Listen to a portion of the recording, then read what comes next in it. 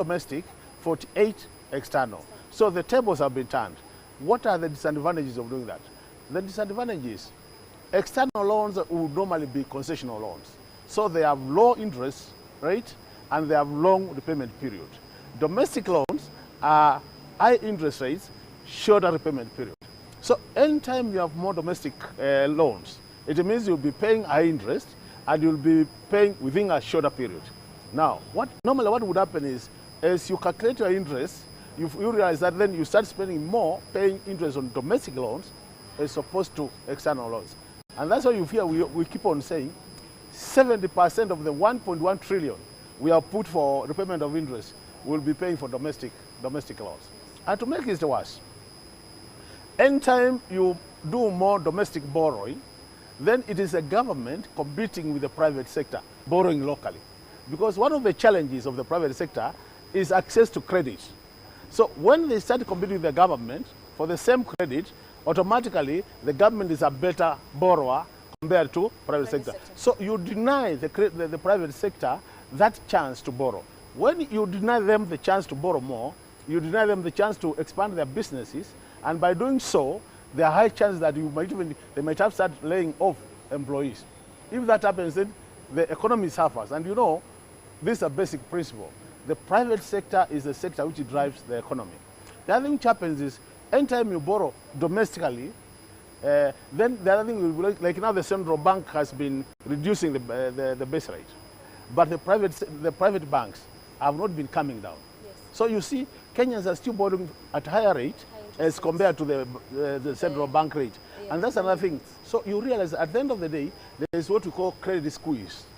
And so long as you are not exposing, people are not able to access credit and cheap credit, then the economy is not likely to grow as expected. So these are some of the issues. And then the other issue of the public debt is, what I wanted to say is, we have been talking all along about the single treasury account. Now, the single treasury account is supposed to be a very good cash management program or scheme. What it does is to make sure that any money, government money, is in one account for purposes of managing the cash flow. What is happening now, you go to the parastatals. You find a parastatal like NSSF, or let's take a typical parastatal like a SHA now. You find their money, they are put in treasury bills and bonds. And then the government sells those things to SHA. So the government is paying SHA interest for the bills and the treasury bills and bonds. But what is happening? SHA is using government money to buy the same. So it is government borrowing government money and paying interest. If we had single treasury account, this money will be knowing SHA has 3 billion, but the government will be able to access that money without paying any interest. So that's why you see we have been insisting, can we move to a single treasury account? And that is one thing I'll be listening to here, whether the CS Finance today will tell Kenyans what time frames is he going to implement that particular single account. Because implementation of that account will help this country in terms of cash management and ensuring that the government does not borrow from itself and paying interest. You've spoken very well, the aspect of having a single account. But then again, you've been in the budget committee for quite some time now. Yes, yeah. I would probably want to understand from you, or a normal Kenyan would want to understand from you, having this kind of thought, is it an idea you have fronted before, and what was the reception? If you look at our reports as a budget committee, and more so now, we have a committee called Public Debt and the Privatization Committee. If you look at our reports for the last 3-4 years, that matter of single account, as single treasury account, has been one of a constant recommendation from Parliament. And it is always adopted by Parliament. But implementation is where we have a challenge.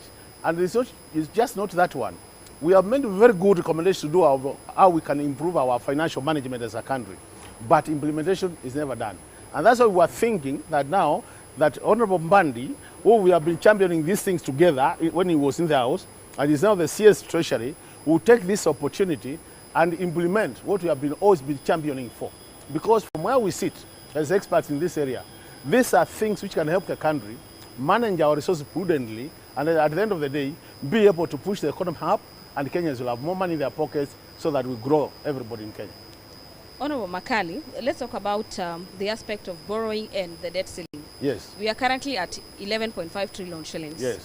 And I think moving forward for the next few years, before the economy recovers fully, yes. and we are not in a situation where we need to borrow Yes. from the big boys, Yes. the IMF and Yes. the African Development Bank. Yes. We need to ensure that our systems are working and everything else. So my question would be, how do we ensure that there is prudent usage of resources? Because as it's not a situation where the country does not have resources, but we encounter a situation where we have misuse of true. public monies. How do we ensure that monies that end up in a few persons' pockets are used to finance key development agenda for the government? Duandis, what you have said is very correct, and this is not your statement. It's also, that statement is confirmed by the Auditor General, who has the constitutional mandate to look at the books and confirm where money is going. And the Auditor General has said about a third of our budget is either misapplied or misdirected. Implying we could easily have $1 trillion if we were to sort the issues of misapplication and misdirection. But what is happening is that we are not doing it. And that's the question you're asking. What can we do? There are a few things you can do. And I think the Auditor General said, every report of the Auditor General in this country has very clear recommendations on what needs to be done. That report comes to Parliament, and through the Public Accounts Committee, the reports are also adopted by Parliament. The same problem I was mentioning earlier, the problem of implementation. We want a situation where we can see accounting officers who are not able to account for money is confirmed by the Auditor General, either to have two things to be done. We need to see sanctions. Either they are told that for the next budget, you get your budget less what you have not been able to account for, or the other thing, the appointing authority then gets them out of office so that we have new officers who can take care of the money. The other thing we need to do, because this is purely corruption, it's just purely corruption. You see, money is being not used as expected. So the Auditor General has been saying, Parliament, can you now take up and implement my recommendations after you adopt them? And that's the challenge. We see a gap between parliamentary recommendations and implementation of the recommendations. And if you go to that stage, I think we'll be making the right step. The other thing we need to do is, when we are budgeting, we need to make sure that we come up with the right priorities. We have always been talking about zero-based budgeting. Zero-based budgeting, Gladys, means anytime we are doing a budget, you have a plain sheet of paper, written nothing. So if salaries have to get themselves to that paper, you justify why you need that money. So you'll be saying, I have this number of employees, I pay them this salary per month, so on that night I need 100 million. So we write you 100 million. So that by doing that, we'll be getting justification for every item into the budget. If we go that direction, then we will ensure that we have good prioritization of our needs, and in that case, we'll have the best outcomes out of our budget. And by doing that, we will grow our economy. If you look at Fiscal 2030, the target was we grow this economy 10% every year. Where are we now today? This year, we have been at 4.6. Last year, we are about 5.2. So we have dropped. Now, the projection the coming year is about 5.4, but I can tell you for sure, from my analysis, I see us eating around either 4.8 or 4.9, because you look at the external factors which determine the growth. So we are saying really, there are a few things we must fix as a country if we get it right. And it's not nuclear science. These are things which are known, this can be done, and what we require is we require, first of all, political goodwill. So that if I'm an accounting officer, and I've been confirmed by the Auditor General that I've not applied resources well, public resources well, then can we take that chance, either step out, or my budget will be reduced by the same, so that the next budget, I'll work hard so that I recover my higher figure. By doing that, we'll be sorting out issues. The other issues is... I have heard from the Auditor General, yes, appearing before a number of committees, yes, and highlighting misuse of funds by various state agencies. Yes. Now, I think I've also heard from a section of lawmakers, yes, saying the moment, say, county governments do not appear before their committees, and there has been misappropriation of funds amounting to even billions of shillings. Yes. There has been these recommendations or mulling around writing the control of budget for the control of budget not to release funds. Yes. So you've spoken about the aspect of Parliament putting its foot down. Yes. Why have we not seen the National Assembly and the Senate taking that requisite action of doing exactly that, instead of saying we need to doing exactly that, so that we can curtail the aspect of having state agencies misuse monies and nothing is done to the culprits. Now, what has happened, constitutionally, Kenya has two layers of government. We have the national government and we have the county governments. By design, the county government are supposed to be oversighted by the county assemblies. And the national government oversighted by the parliament, the national assembly. Now, that being the case, you realize that the same problem we are facing is more like the same problems the county assemblies are facing, that they would make recommendations, but they're never implemented. So what I'm imagining is, if we stamp our authority as an assembly, that should be able to be cascaded down to the county assemblies. Because even by design, we are supposed to be actually a replica of each other. That what we do at the national level is what they are doing at the county government. And I must agree with you. Even the same Auditor General has confirmed that counties are also not applying resources as expected. So none of the levels of government, we can say, is doing better.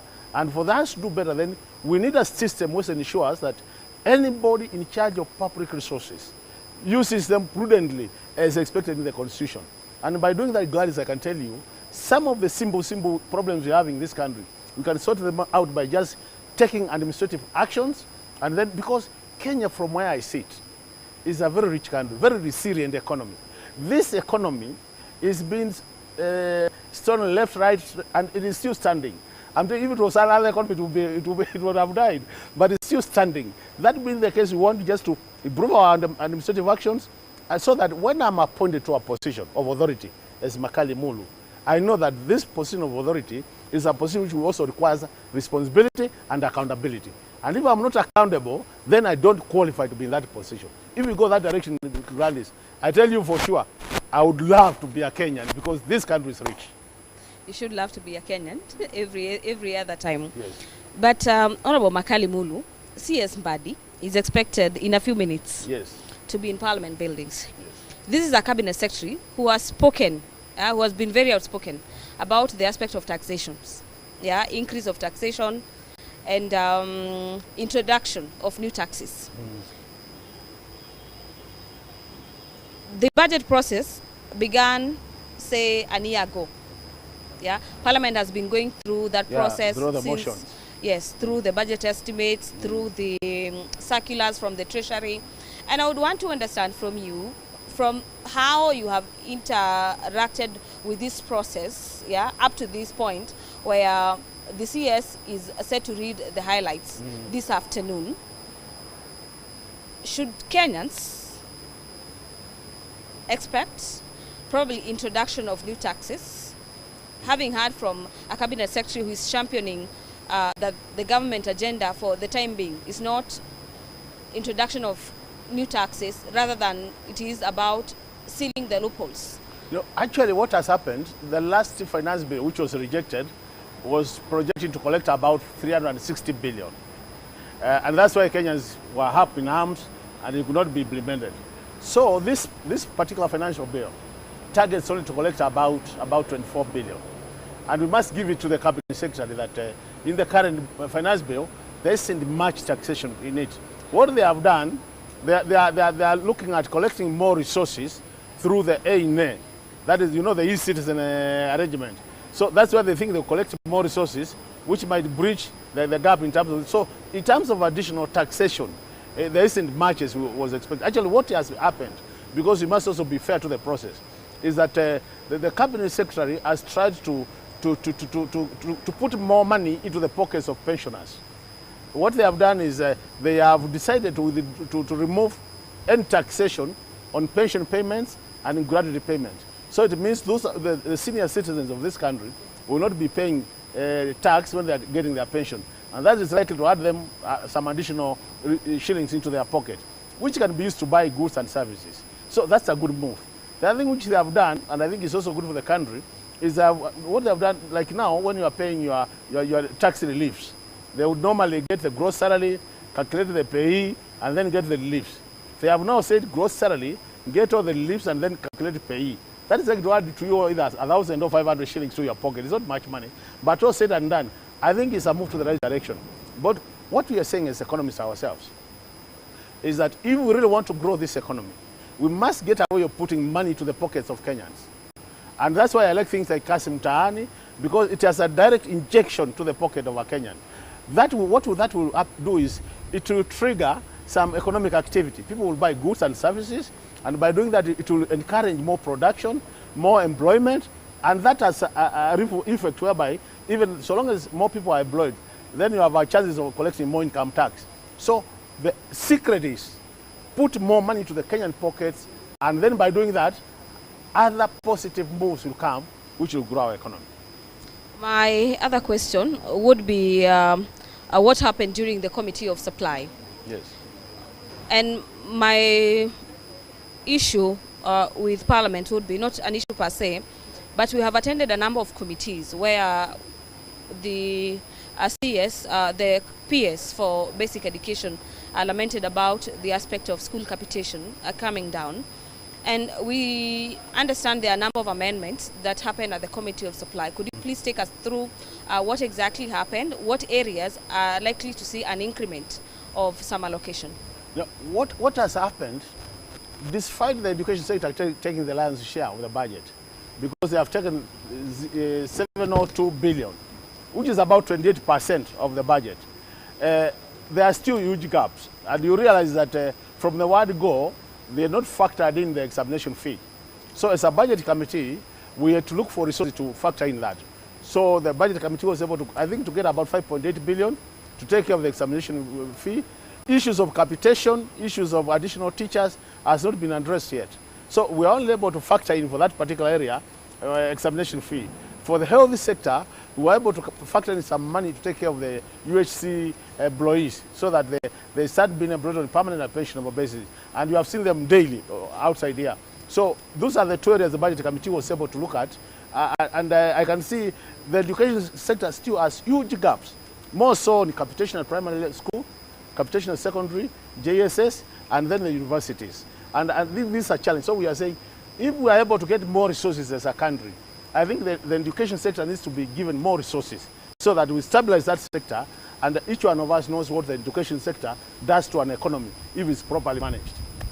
Besides the education sector, Honorable Makali, what are some of the likely big winners in this budget, and the allocation of the monies that have been done to every other department that will be taking home a huge chunk of this cake? Yes. What is the rationale behind that allocation? What has happened, and that's why that's why, you know, the way we do the budget is when the budget is tabled in the House, it's normally taken to the departmental committees. Departmental committees are the committees which oversight specific ministries. Like if it's Ministry of Health, they would go and sit with the Departmental Committee on Health and get into details of the budget to find out what needs to be here and what needs to be not here. So I do believe our departmental committees did a good job in identifying what needs to go to the budget. And that's what I was saying, where I sit as a budget expert, I still think there's some room for improvement so that they don't really, some things which are still in the budget could easily be reduced and still achieve the same outcomes. But as you said, you realize that most of the programs and activities which have found themselves in the budget have been justified at the departmental committee level. So when they came to us, it's only obvious omissions like what we are saying, examination fee and things like UHSC stuff, where we have to intervene as a budget committee and say, even though this is the case, we need to look for money to take care of this. But basically, these things were justified at the committee level, and us as a committee, we took it over, and we look forward to the same things being presented, because that's what informs the CSC's statement today.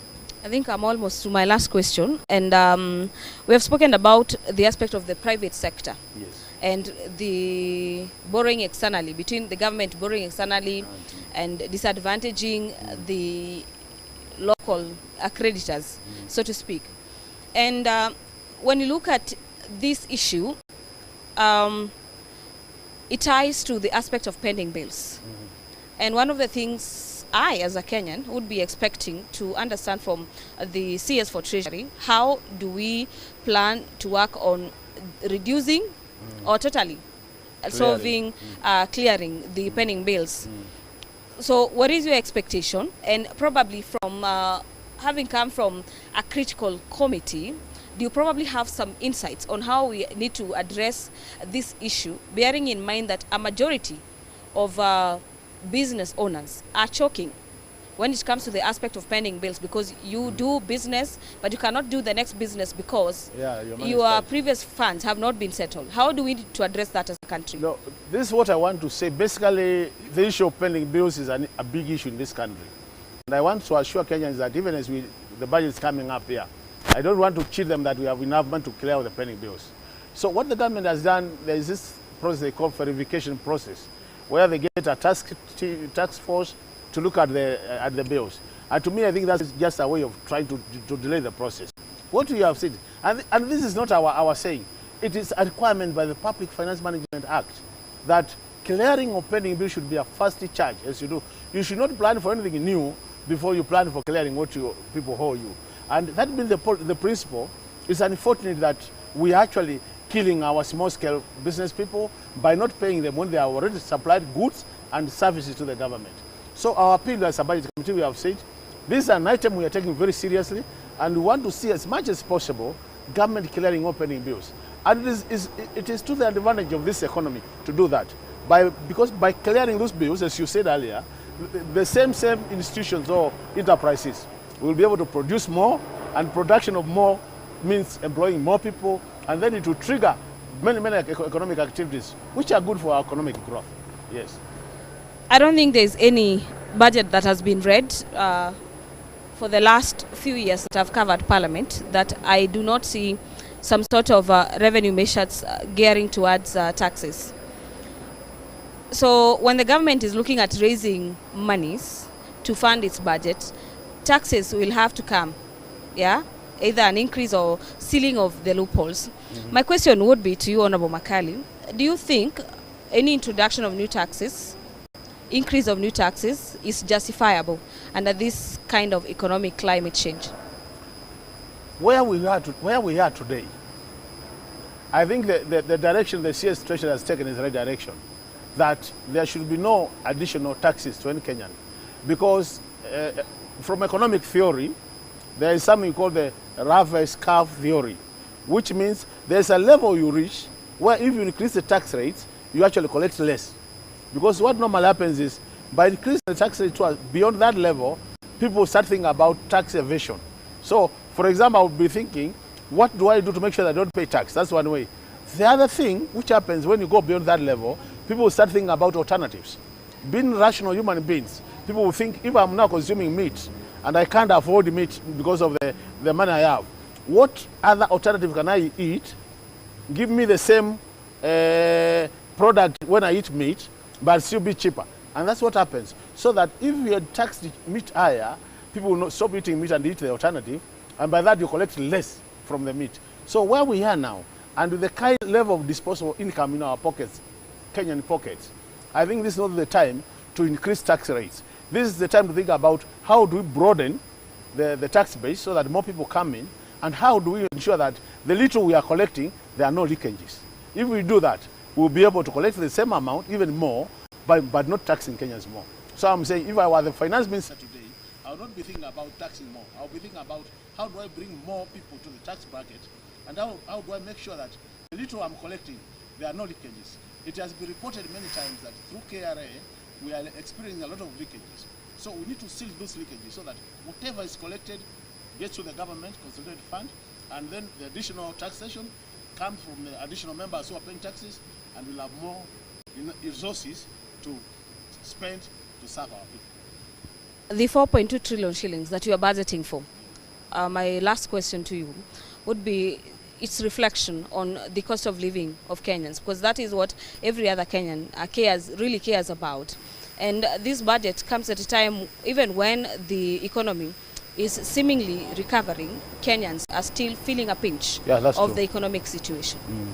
So what I would say is the whole idea of the budget is to improve the lives of Kenyans. But it will only become a reality if the budget is implemented. In the past, you have faced challenges in budget implementation because of what I was saying earlier. And I see that happening even this year, that even though we have the budget, we are not likely to implement the budget as proposed.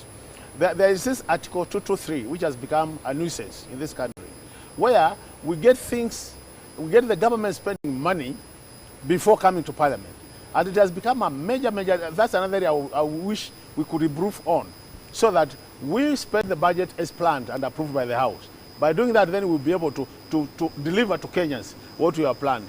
But if we address the things I was saying earlier, so that we implement the budget, I can assure you, Gladys, this budget will be helping Kenyans to get out of where they are, because Kenyans are suffering. It's not a secret, and we need to do all what it takes. This government needs to do what it takes to improve the lives of Kenyans by doing better, delivering the right programs, either in the education sector, in the health sector, and the normal economic activities, because it is the empowerment programs which push more money to the pockets of Kenyans.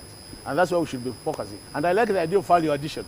How I wish that we spend more resources on value addition so that Kenyans get that money and use the money to develop our country. I would have asked so much more, but I'm told by my director, Tam is not on our side. So kindly, Honorable Makali Mulu, thank you so very much for spending time with the Parliamentary Broadcasting Unit in Parliament to shed more light in regards to the budget. And we appreciate you over and over again. Thank you so much. We'll be waiting to hear from the CS, you and I, as well as other Kenyans. Kenyans, thank you very much, our dear viewers, for having also spent some of your time to get to hear from our experts here at our studio in Parliament. Earlier on, you are engaging my colleague Kamche Menza and the budget chair, that is Samuel Atandi, on matters budget. And any moment from now, we expect to hear from the CS for the National Treasury, Honorable Mbadi, in regards to the highlights of the 2025-2026 financial year. Allow me to leave it there for now, but in a few minutes, I will be bringing you some of the highlights in regards to this day when the CS for the National Treasury is expected to deliver this budget. My name is Gladys Mungai. Bye-bye for now.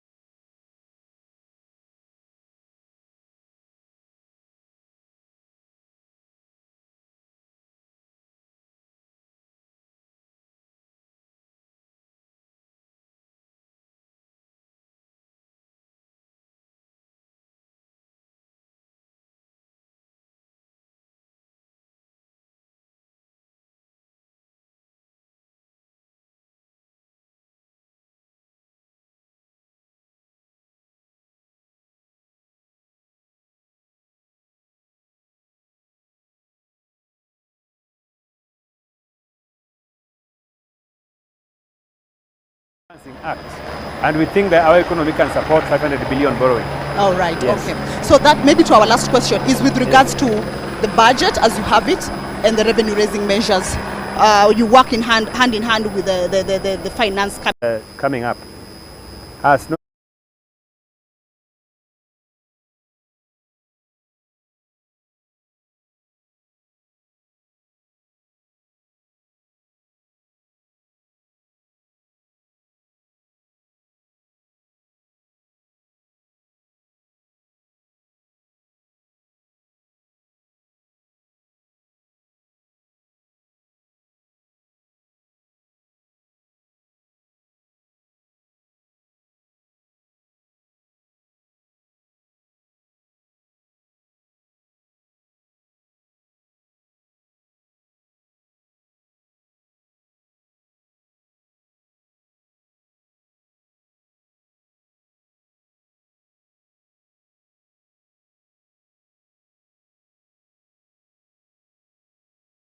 Yesterday I was with some lawyers, they told me they don't pay tax. And legal sector, one of the most profitable sectors. Yes. If you look at the people paying taxes in that sector, there are very few, and many other areas. Okay. So I think the problem is, let us bring those people on board.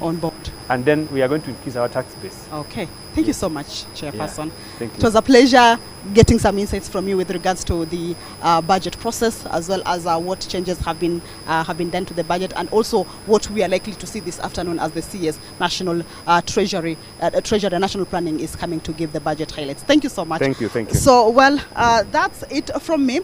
My colleague Gladys Mungai is standing by, just about to join me. Of course, this conversation continues. Remember, it's a day that has been set aside for you to be able to understand the budget process, the highlights, what's in for you, the appropriations bill, finance bill, and all the rest. So for now, it's bye from me. My name is Kamche Menza, but I want to engage my colleague Gladys Mungai first before I leave the set for her. Hi, Madam Boss Lady. Karibu sana. This is our bench, our parliament. You see the garden. How do you feel the sun? Yeah? Sure. Yeah, the sun is absolutely amazing. It's a beautiful day, a day when Kenyans expect to see and to hear what the new, I'm still going to call him new, even though he has served for a number of months in the Treasury docket. He is the first cabinet secretary who happens to hail from Nyanza region, and this is a cabinet secretary who has brought out his stand against introduction of new taxes and increase of taxes. So I think among Kenyans, we are waiting to see what the cabinet secretary for the National Treasury will be telling Kenyans about the issue of taxes and revenue raising measures. So basically, right now, I think I need to be stepping out to give you the set for you, to leave the set for you. It has been a pleasure to host the two experts on matters budget and parliament. But for now, my name is Kamche Menza. I will be leaving you with this beautiful lady, my colleague Gladys Mungai, to take over as we try to make you understand what exactly entails in the budget process. Bye-bye for now.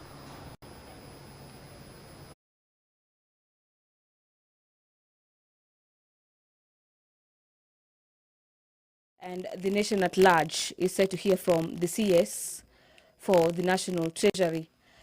At not later than 3 p.m., the Speaker of the National Assembly will, pursuant to the provisions of Standing Orders number 25, subsection A and 224C, invite the Cabinet Secretary for the National Treasury and Economic Planning to make a pronouncement on the budget policy highlights and revenue measures for the national government for the fiscal year 2025-2026. So technically, the CS for the National Treasury is already within the presence of Parliament this afternoon. And before 3:30, remember the House commences business at 2:30, the Speaker of the National Assembly will be giving him that opportunity as enshrined in the Constitution to present the highlights of the budget for this coming financial year. This is the 15th budget since the promulgation of the 2010 Constitution, and this also is the first budget by the CS for the National Treasury, Honorable John Mbadi. This being his inaugural budget, the country will be waiting to see what the CS for the National Treasury has in store for the country in regards to the budget and basically the revenue raising measures and loopholes that the country is seeking to seal to ensure the optimum collection of revenue. The budget for the financial year 2025-2026 by the CS for the National Treasury will feature a number of highlights. Among them is the aspect of economic performance, basically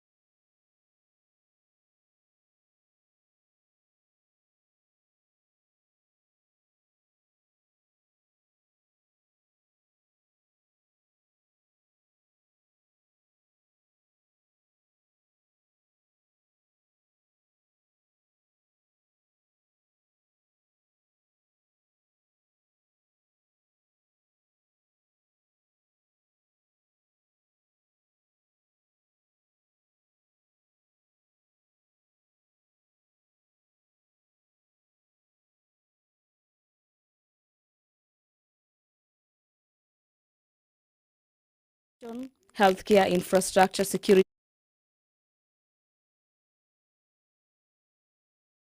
and security are some of the key dockets that have been benefiting heavily from the huge chunk of the national cake when it comes to the budget. So we'll be waiting to hear the budgetary allocation for these sectors.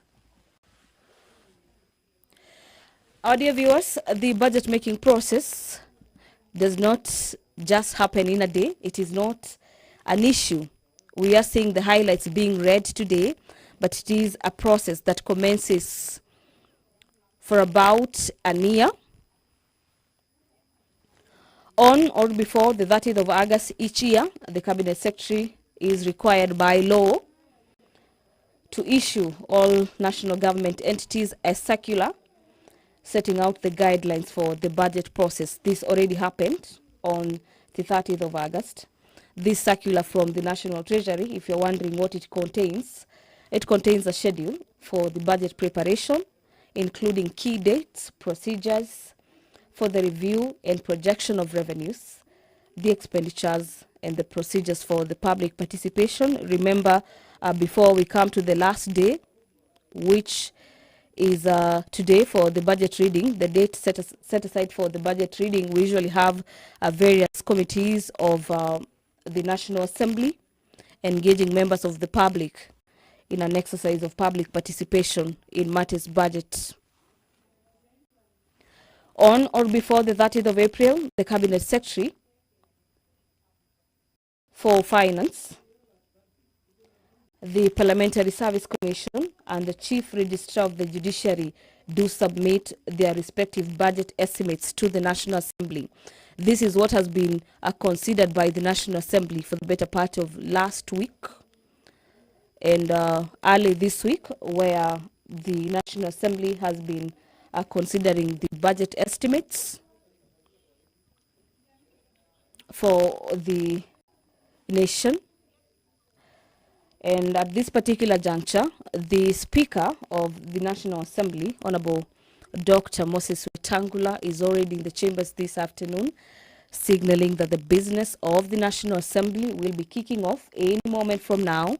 So kindly allow me to hand over for this live broadcast brought to you by PBU in partnership with the Kenya Broadcasting Corporation. My name is Gladys Mungai. Enjoy your viewing. Ambaye kwa hekima na wema wako umetoa nyadhifa za viongozi na mabunge kwa ustawi wa jamii na utawala wa haki wa wanadamu. Tausi utasame kwa neema nyingi sisi watumishi wako ambao wameridhika kutuita tutekeleze shughuli muhimu za jamhuri yetu. Tunakuomba uteremshie baraka zako sisi tuliokutanika hapa na utujalie tuyatende na kufikiria mambo yote atakayofikishwa mbele yetu kwa njia ya haki na uaminifu, ili utukufu na sifa zako siendelezwe na ili kustawisha amani, ufanisi na heri ya nchi yetu na wale ambao haja zao umezikabidhi mikononi mwetu. Amen.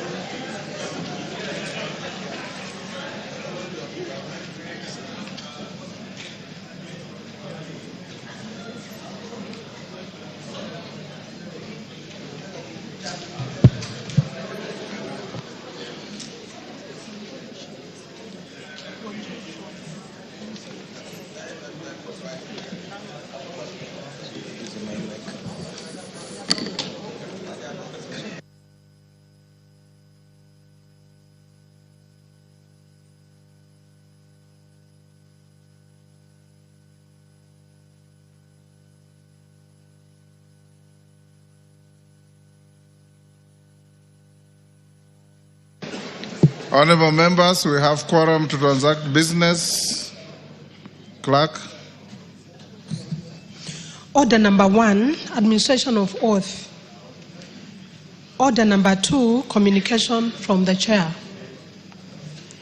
Order number 3, messages. Order number 4, petitions. Order number 5, papers. Majority Leader.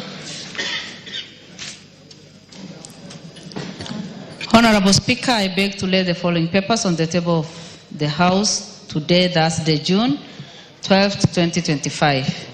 1. Report to Parliament on all new loans contracted by the Government of Kenya from 1st January 2025 to 30th April 2025 from the National Treasury and Economic Planning. 2. The County Government's Budget Implementation Review Report for the first 9 months for the financial year 2024-2025 from the Office of the Controller of Budget.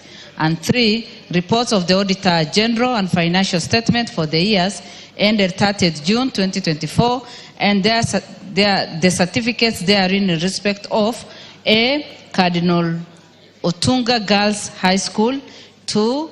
Kiondoni Girls High School, 3. Lugulu Girls High School, 4. Muswani Secondary School, 5. Ingias Girls High School, 6. St. Angela Girls Secondary School, 7. St. Charles Luanga Secondary School, 8. St. Matthias Mulumba Matiani Boys School, 9. St. Monica Girls Mulutu Secondary School, and 10. Vihiga Friends High School.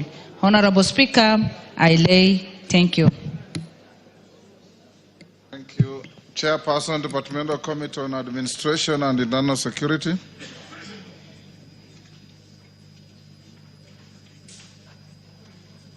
Tongoyo. Chairperson, Departmental Committee on Housing, Urban Planning and Public Works. Thank you, Mr. Speaker. Honorable Speaker, I beg to lay the following paper on the table of the House today, Thursday, 12th of June, 2025.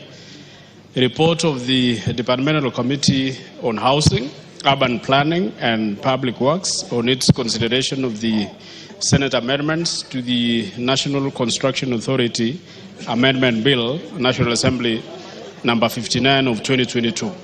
Thank you, Mr. Speaker. Thank you. Next order.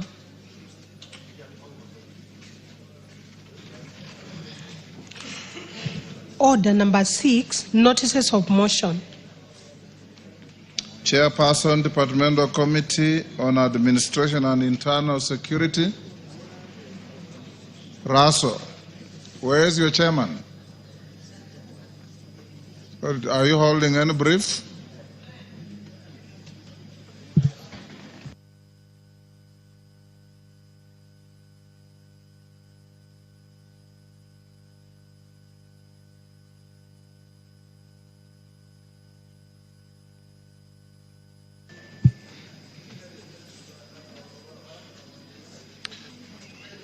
Leader, next order.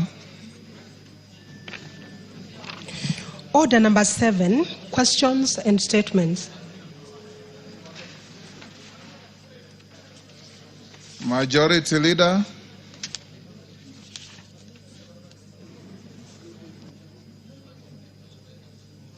Your Thursday statement.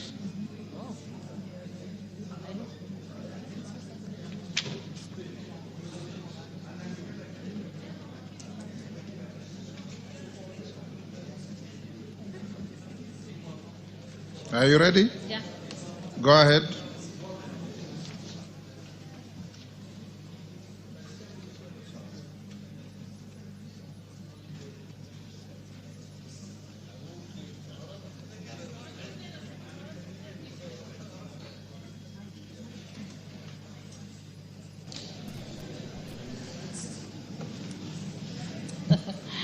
Honorable Speaker. Yes. Pursuant to provisions of Standing Order 4.2a, I rise to give the following statement on behalf of the House Business Committee, which met on Tuesday, 10th June 2025, to prioritize business for consideration during the week. Honorable Speaker, as you had previously communicated, today, Thursday, 12th June, the Cabinet Secretary for the National Treasury and Economic Planning, Honorable FCPA John Mbadi Ngogo, EGH, will make a public pronunciation of the budget highlights and revenue-raising measures for the year 2025-2026 and the medium term. In this regard, I wish to remind members that the House is expected to prioritize consideration of the budget-related bills, taking into consideration the statutory timelines applicable to the budget-making process. Honorable Speaker, with regard to business scheduled for Tuesday next week, the House is expected to consider the following bills at various stages.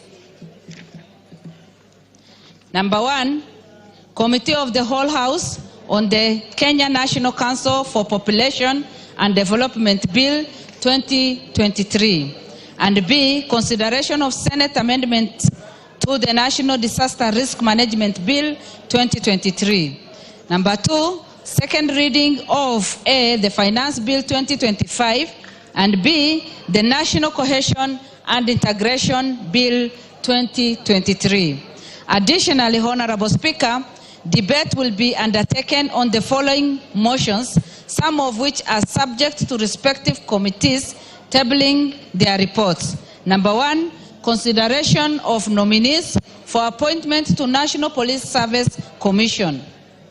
Number 2, approval of the mediated version of the Division Revenue Bill 2025. Number 3, consideration of Senate amendments to the National Disaster Risk Management Bill 2023. Number 4, consideration of the performance audit report on the provision of service to the persons with disability by the National Council of Persons with Disability. And number 5, consideration of comprehensive economic partnership agreement between the Republic of Kenya and the United Arab Emirates. In conclusion, Honorable Speaker, the House Business Committee will reconvene on Tuesday, 17th June 2025 to schedule business for the rest of the week. I now wish to lay this statement on the table of the House and thank you, Honorable Speaker. Thank you, Naomi. Back to order number 5. Chair, Departmental Committee on Administration and Internal Security.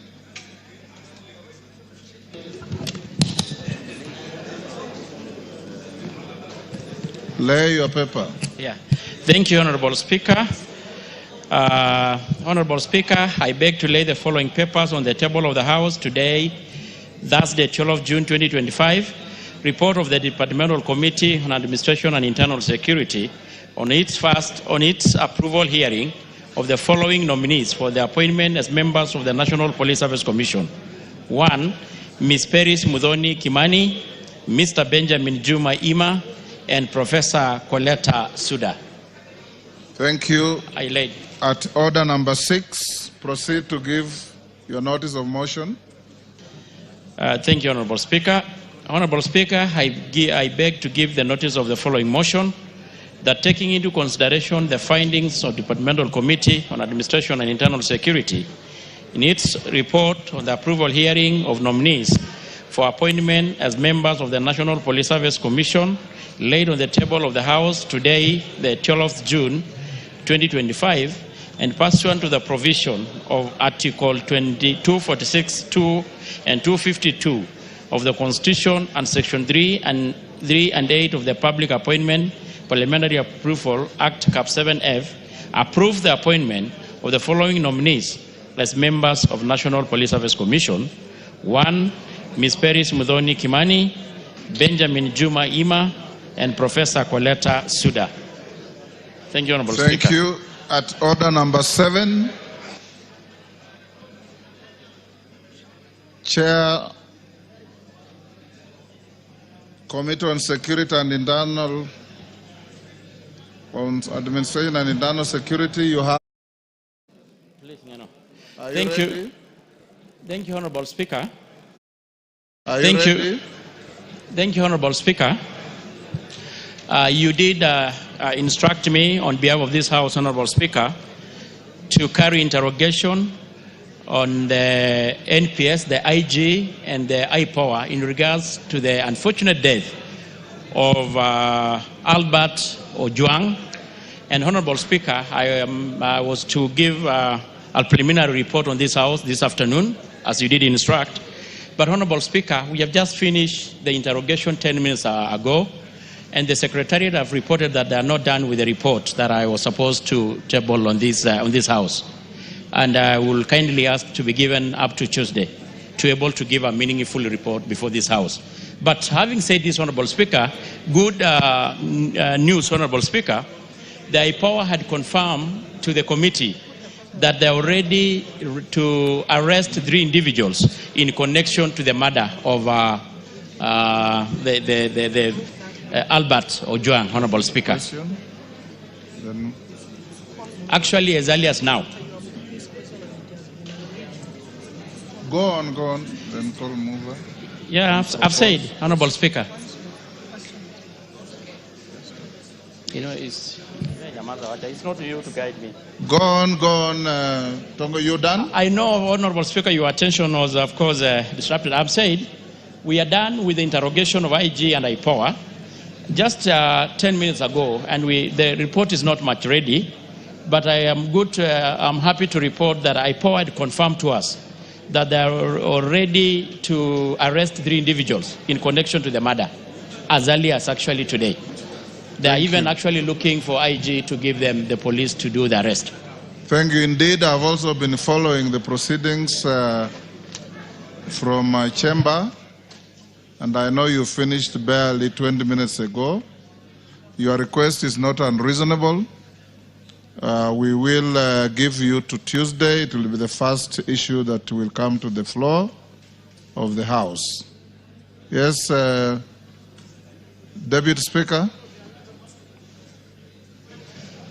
Thank you, Honorable Speaker. I just wanted to commend the Committee of Internal Security and Administration for the professional manner in which they conducted the interrogation of the DCI and the Interior Ministry in relation to the death of Albert Ojwang. It was not a public gallery theater like that happened in the Senate. They were very clear and very focused and deliberate on ensuring that whatever questions were asked were leading to ensuring that they get justice for the family of Albert Ojwang. So I want to congratulate the committee for their professionalism. Thank you, Honorable Speaker. Members, you know today is a day for special business. The chairman of the committee has said, order. The chairman of the committee has said, and I see many members of that committee here because I was following the proceedings, that they just finished the interrogation of the security agencies, and he's told you what remedial action is taking place, and he'll bring a report on Tuesday to which I'll allow you to debate if you wish. Yes, Minority Leader. Mr. Speaker, thank you for your guidance, Mr. Speaker. Mr. Speaker, this is a very, very serious matter, and it is good that Parliament seized of it, Mr. Speaker, and we have faith in the Committee of National Security of Parliament, Mr. Speaker, to bring us a very detailed report on what happened, Mr. Speaker. Mr. Speaker, this is a young man who has lost his life in a very mysterious way, Mr. Speaker, and the family is grieving. But I want to add to it, Mr. Speaker, that let us not politicize this matter. Let us leave the investigative agencies to do their work and report to this House, Mr. Speaker, and report to the country, Mr. Speaker. When one of our colleagues here abducted himself, the police did a fantastic job. They told us what happened. So, Mr. Speaker, we expect a detailed report of that nature, Mr. Speaker, from the police soon as possible, Mr. Speaker. Because, Mr. Speaker, as people from the Fish Lake region, we are grieving, Mr. Speaker. We have lost a very young, prominent young boy, Mr. Speaker, who had a very bright future. But when I see people taking advantage of it politically, Mr. Speaker, I feel very sad, Mr. Speaker. So, Mr. Speaker, I am very happy that you directed the Committee of National Security to look into this matter, and also the police and the Independent Police Oversight Authority. Mr. Speaker, I want a report as soon as possible so that we know what happened to our son as people from the South Nyanza region, Mr. Speaker. So, Mr. Speaker, let us not politicize this matter. If you want politics, kill your son and go and mourn on your own, Mr. Speaker. Order, members. Let's not open this. Order. Order, members. I did direct, in your full view, the chair of the committee to expeditiously bring facts to the House, not rumors, facts. And I followed the proceedings. Members of that committee, I salute you. You have been very, very incisive in putting questions to those police officers. And I hope and believe that on Tuesday, Tongoyo, you bring a comprehensive report, and any one of you who wants to comment, who has material to add, I'll give you an opportunity. We must move to the next business. Call out order number. You have already said that. Yes. Go to order number 8. Order number 8, motion. Report of the Committee of the Whole House on the Culture Bill, National Assembly Bills number 12 of 2024. Question to be put on that reading.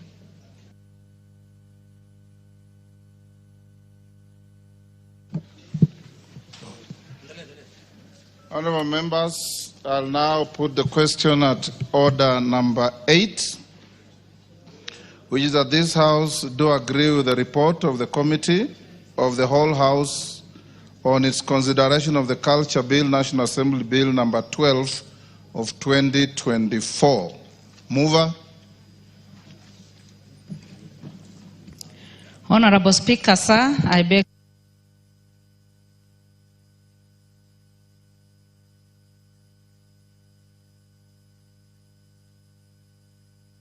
Thanks to the disruption by the minority leader, that this House do agree with the report of the Committee of the Whole House on its consideration of the Culture Bill, National Assembly Bill number 12 of 2024. As men of that opinion say aye.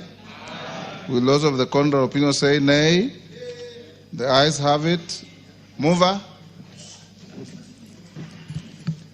Honorable Speaker, sir, I beg to move that the Culture Bill, National Assembly Bill number 12 of 2024 be now read a third time, and I also request Honorable Catherine Omanyo, a strong member of that group, to second. I second fully because I was involved from A to Z. I beg to second. Honourable members, I now propose the question, which is that the Culture Bill, National Assembly Bill number 12 of 2024 be now read a third time. Do I put the question? Yes. I now put the question, and I confirm that we have quorum in the House, which is that the Culture Bill, National Assembly Bill number 12 of 2024, be now read a third time. As members of that opinion say aye. Aye. Will those of the contrary opinion say nay? The ayes have it. A bill for an act of Parliament to give effect to Article 11.3a of the Constitution to provide for the protection and promotion of culture and the cultural heritage of communities and for connected purposes. Next order. Order number 9, motion. Report on the consolidated fund services expenditures for the estimates for the financial year 2025-2026. Question to be put. Order, member walking into the chamber, take the nearest seat. Honourable members, I now put the question at order number 9, which is that this House adopts the report of the Public Debt and Privatization Committee on its consideration of the Consolidated Fund Services for the budget estimates for financial year 2025-2026 laid on the table of the House on Wednesday, 11th June 2025. As members of that opinion say aye. Will those of the contrary opinion say nay? The ayes have it. Next. Order number 10, the Learners with Disabilities Bill, Senate Bill number 4 of 2023. Second reading, question to be put. Order. Members on their feet, take the nearest seats. Kimani, take the nearest seat. I didn't tell you to race across the floor. Honourable members, I now put the question at order number 10, which is that the Learners with Disabilities Bill, Senate Bill number 4 of 2023, be now read a second time. As members of that opinion say aye. Will those of the contrary opinion say nay? The ayes have it. Next. A bill for an act of parliament to provide for the education of learners with disabilities, for the conduct of educational institutions, for learners with disabilities, and for connected purposes. Next. Order number 11, the Political Parties Amendment number 2 Bill, Senate Bill number 26 of 2024. Second reading, question to be put. Order. Commissioner Faith, take your seat.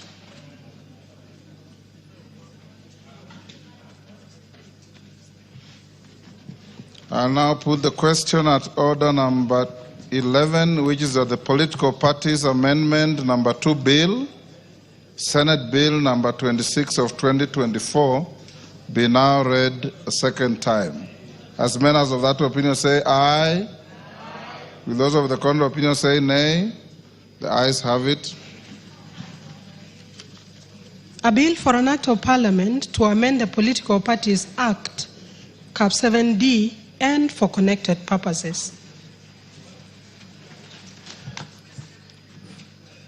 Next, Chair of Budget Committee, you have Finance, sorry, you have some papers to lay on the table.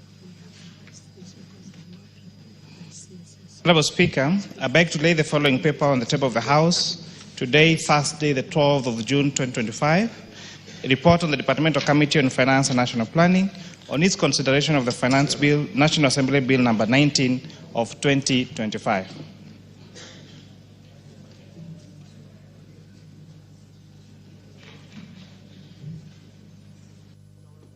Thank you.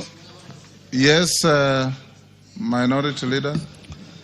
Mr. Speaker, the report on the finance bill has been tabled just a few seconds ago, Mr. Speaker. Correct. And once it is tabled, Mr. Speaker, it becomes a public document. Mr. Speaker, we want to urge the citizenry, together with members of our colleagues, to read the report, because there are 3-4 versions of finance bills in the country, Mr. Speaker, and everybody is talking about his own finance bill. Some will tell you bread is being taxed, others will tell you shoes are being taxed, others will tell you oxygen is being taxed. Mr. Speaker, the real finance bill, and it is recommendation and it is report, which they did extensive public participation, has just been tabled, Mr. Speaker, by the chairman of the Finance Committee. So I'm talking to the country at large and colleagues that please, this is the finance bill that has been brought. This is the finance bill of 2025. There is no any other finance bill, Mr. Speaker. So it is important for the public to know that from today they can collect the report from the Parliament and read it, Mr. Speaker, as the real finance bill and not the fake one that is being propagated by certain people in certain villages, Mr. Speaker. It can't be said any better, honourable members. I want to emphasize what I've been telling you over and over. You are elected to come and legislate in this House, not at funerals. And you'll see many, many of you going to oppose non-existent clauses in the bill at funerals, But when you come to the House, you are nil by mouth. That is not how to legislate. Yes, Robert Mbui. Yeah, thank you, Mr. Speaker. You know, the finance bill is not being tabled today. It's been around. Yes. What is being tabled today is the report of the committee. Yes. So we've been discussing the finance bill, and the public has been discussing the finance bill, so that those contents that were probably very uncomfortable for people would be removed. So I wanted to clarify that. But Mr. Speaker, I just wanted to, before the CS for Treasury comes here, you know, we have two major issues that as members of Parliament we are still, you know, waiting to get a solution to. One of them is the issue of CDF funds for this financial year. And the other issue is a decision made by a court on a matter of RMLF. It would have been important for us to get an answer so that we can be comfortable listening to the PS. Otherwise, we'll be seated here feeling bitter and listening to the PS the CS giving us a story. So, Mr. Speaker, I don't know, is there a way we can get a response from the chair of NGCDF and also the chair of BSC on those two matters? Thank you, Mr. Speaker. Honorable Robert Mbui, you have a legitimate concern, but I want to also advise you that 10 minutes before I came to the chamber, your colleagues from both sides of the House, numbering close to 100, walked to the Speaker's chamber with exactly the same concerns. And I did explain to them in very clear terms and details. And we reached an understanding that the worries that you have, since you are not in the meeting, are neither here nor there. We are okay, and you'll be okay. And if you want to order Honorable Naika, is out of order to do what you are doing, and you are a senior in this House. So, Robert, I know the concerns are legitimate, and the process we are taking are equally satisfactory. So hold your horses on that. I am your last line of defense on all these issues, and you know that. Majority Leader, would you now look for the Minister of National Treasury and walk him into the chamber for the solemn business of this afternoon?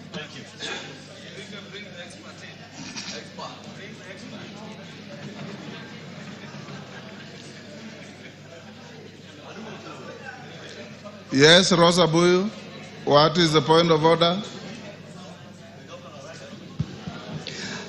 Thank you, Speaker. Speaker, I like it that you said the minister, but I also want to add something. Probably you just forgot to mention it, the expert minister. Thank you, Mr. Speaker.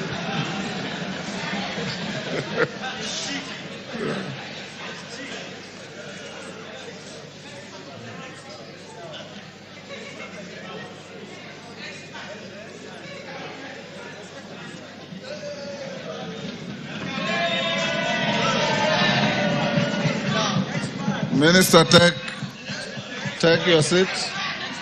Take your seat. Order. Members on their feet, take your seats.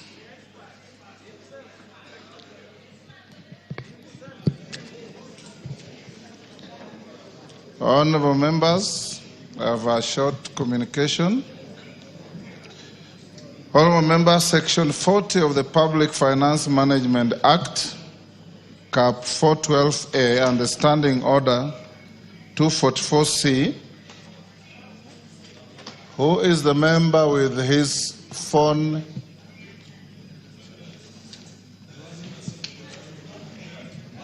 Who is the member behind KJ? Honorable Gonzirai, you are one of the fathers of this house. We forgive you. Okay, other members. Section 40 of the Public Finance Management Act, Cap 412A, and Standing Order 244C require the Cabinet Secretary for the National Treasury and Economic Planning to make a public pronouncement on the budget policy highlights and revenue-raising measures for the national government each financial year.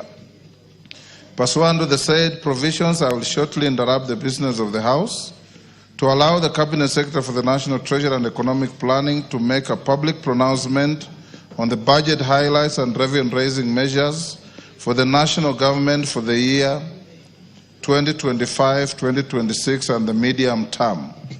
In accordance with the standing orders, I have also designated a suitable place in the chamber for that purpose. Honourable members, as we welcome the Cabinet Secretary to the National Assembly, I wish to remind the House that today's event is largely ceremonial. No decision will be required on the speech as the supply period, which commences with the consideration of the budget estimates and concludes with the enactment of an appropriation act, is still ongoing. Having said that, honourable members, and before we proceed, I take this opportunity to acknowledge and recognize the presence of distinguished guests in the galleries of the House today, both the Speaker's Gallery and the Public Gallery. They include members of Cabinet, Principal Secretaries, Chairpersons, and Chief Executive Officers of various parastatals, senior government officials, members of the Diplomatic Corps, and development partners. Honourable members, I also wish to recognize and appreciate the presence of university student leaders and their colleagues from our universities across the country, members of Bunge la Wananchi, representatives of various youth and women groups, a group of traders representing a cross-section of our small-scale business community, including border riders who are with us today. On behalf of the National Assembly and on my own behalf, I welcome all of you to the National Assembly. Before I invite the Cabinet Secretary to make the pronouncement, I wish to remind the House that in accordance with the provisions of Standing Order 244C3, the Cabinet Secretary shall be heard in total silence, without question or clarification being sought by any one of you. Honourable members, and you'll only cheer by thumping your feet, not by verbal expressions. Honourable members, I now interrupt the business of the House to allow the Cabinet Secretary to make a public pronouncement on the budget policy highlights and revenue-raising measures for the national government for the financial year 2025-2026. The Cabinet Secretary for the National Treasury and Economic Planning, Honourable FCPA John Mbadi Ngonga, AGH. You are now invited to proceed. I thank you, members. Yes.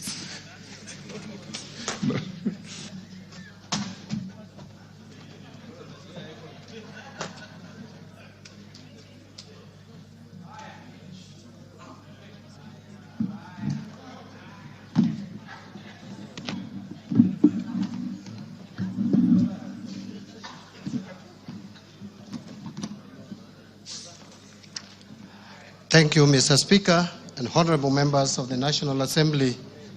I want to thank you, Mr. Speaker, for granting me this opportunity to read budget highlights and revenue-raising measures for 2025-2026. Mr. Speaker, it is with great honor and privilege that I present to this esteemed House and the people of Kenya the budget statement for the financial year 2025-2026 budget. I make this statement in compliance with Section 40 of the Public Finance Management Act, Cap 412A, and the Standing Order number 241 of the National Assembly.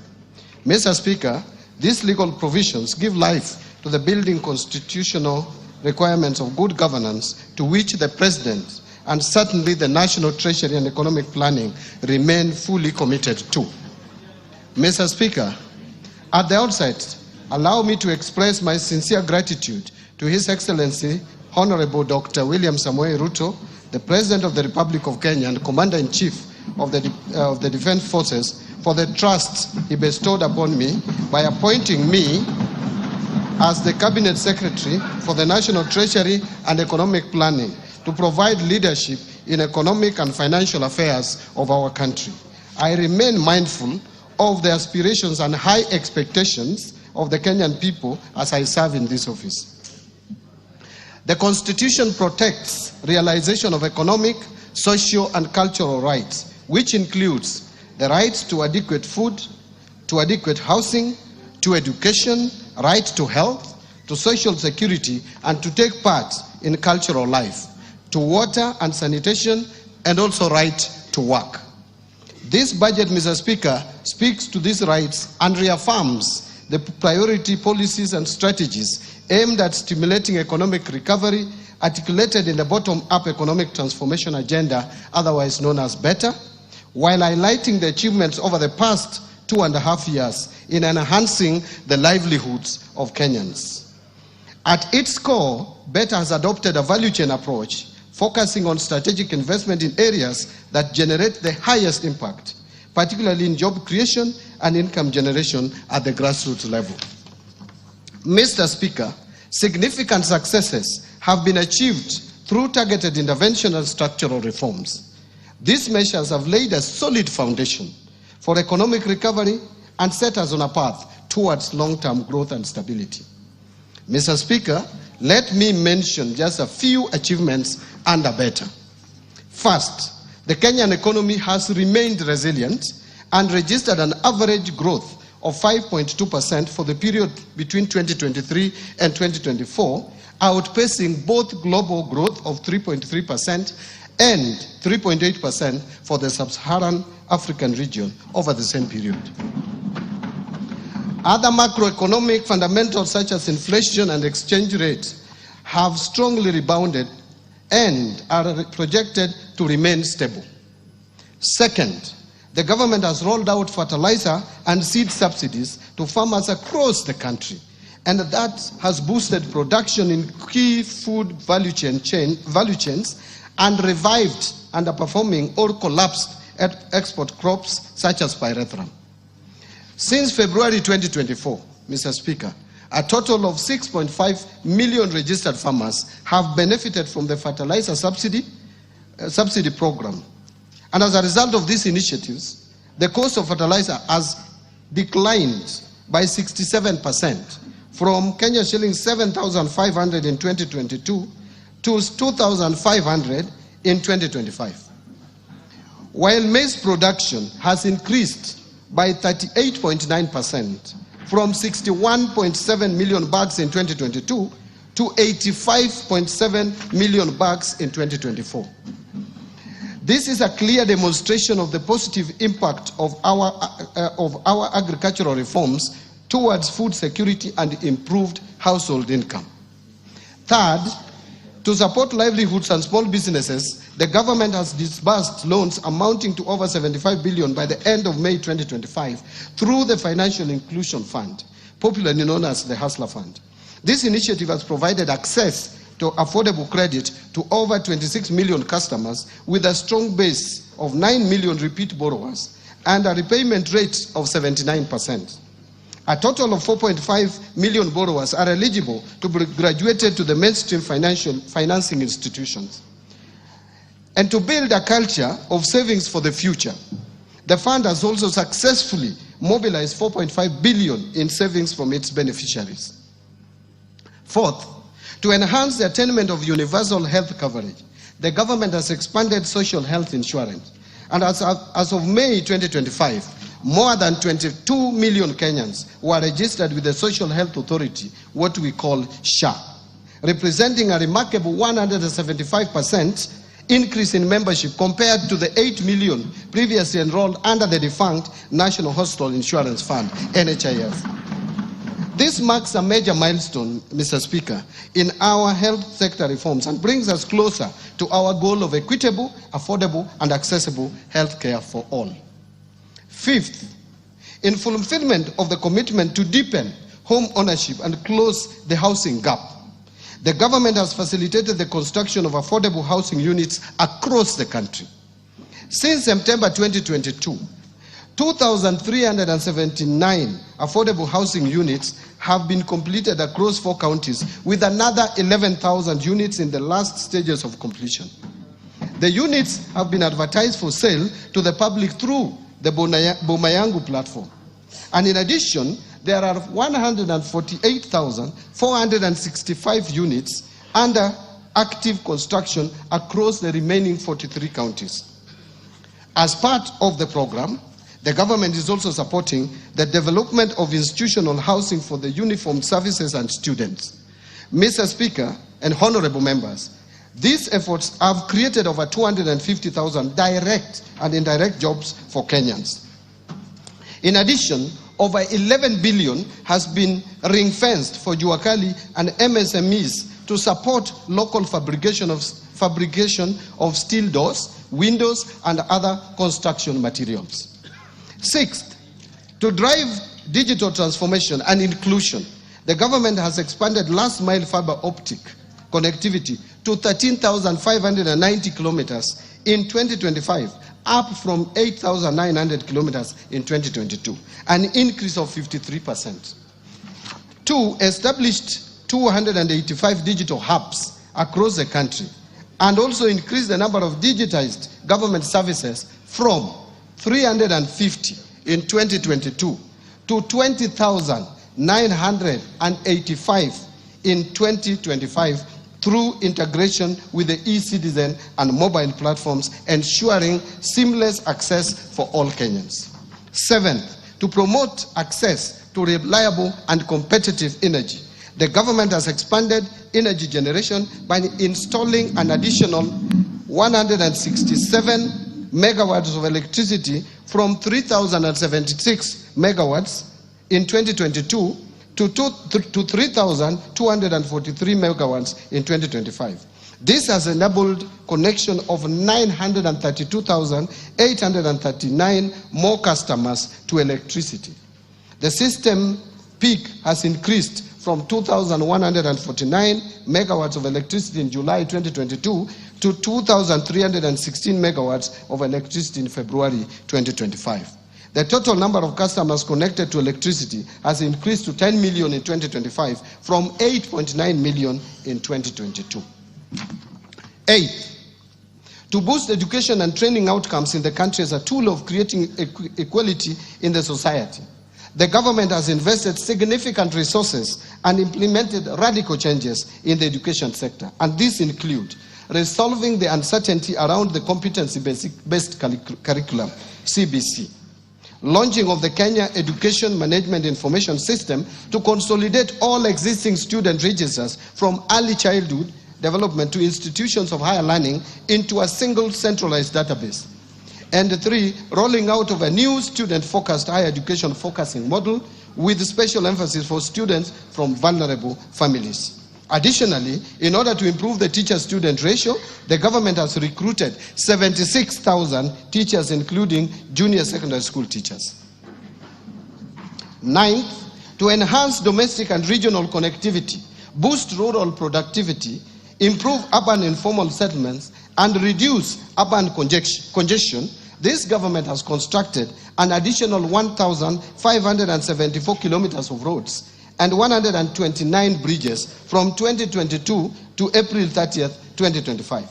Further, the government has rehabilitated an additional 212 kilometers of roads and periodically maintained 126,177 kilometers of roads. 10th, the government has also made significant progress in expanding social protection through the Inua Jamii Cash Transfer Program. From 2022 to 2025, the number of households with orphans and vulnerable children receiving support has increased by 65% to 428,421. Additionally, persons living with disabilities registered for support grew by 34% to 59,637. The number of senior citizens aged 70 years and above registered for social protection also rose by 66% to over 1.2 million. These efforts have provided stable incomes to the beneficiaries and reduced their dependency on relatives, enhancing their dignity and quality of life. Mr. Speaker and honorable members, notwithstanding these achievements, we are aware that a lot remains to be done in order to address the pressing challenges facing Kenyans. And Mr. Speaker, In this year's budget making process, we accorded Kenyans an opportunity to share their views on how to address the economic challenges facing our country.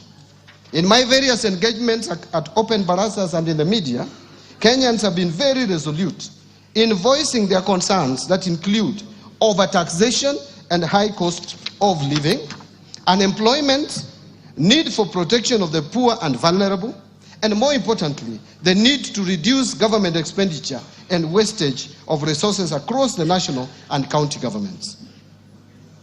Mr. Speaker, I am alive to these domestic challenges facing Kenyans and the external factors such as geopolitical tensions and shifting global trade dynamics that lead to escalation of the cost of essential commodities in the country, requiring comprehensive responses by government. As you may recall, the social unrest precipitated by the Finance Bill of 2024 brought to the fore the importance of values and principles of governance as enshrined in our Constitution. In response and to win public trust, we have strengthened public participation in all policy formulation, including budget-making process.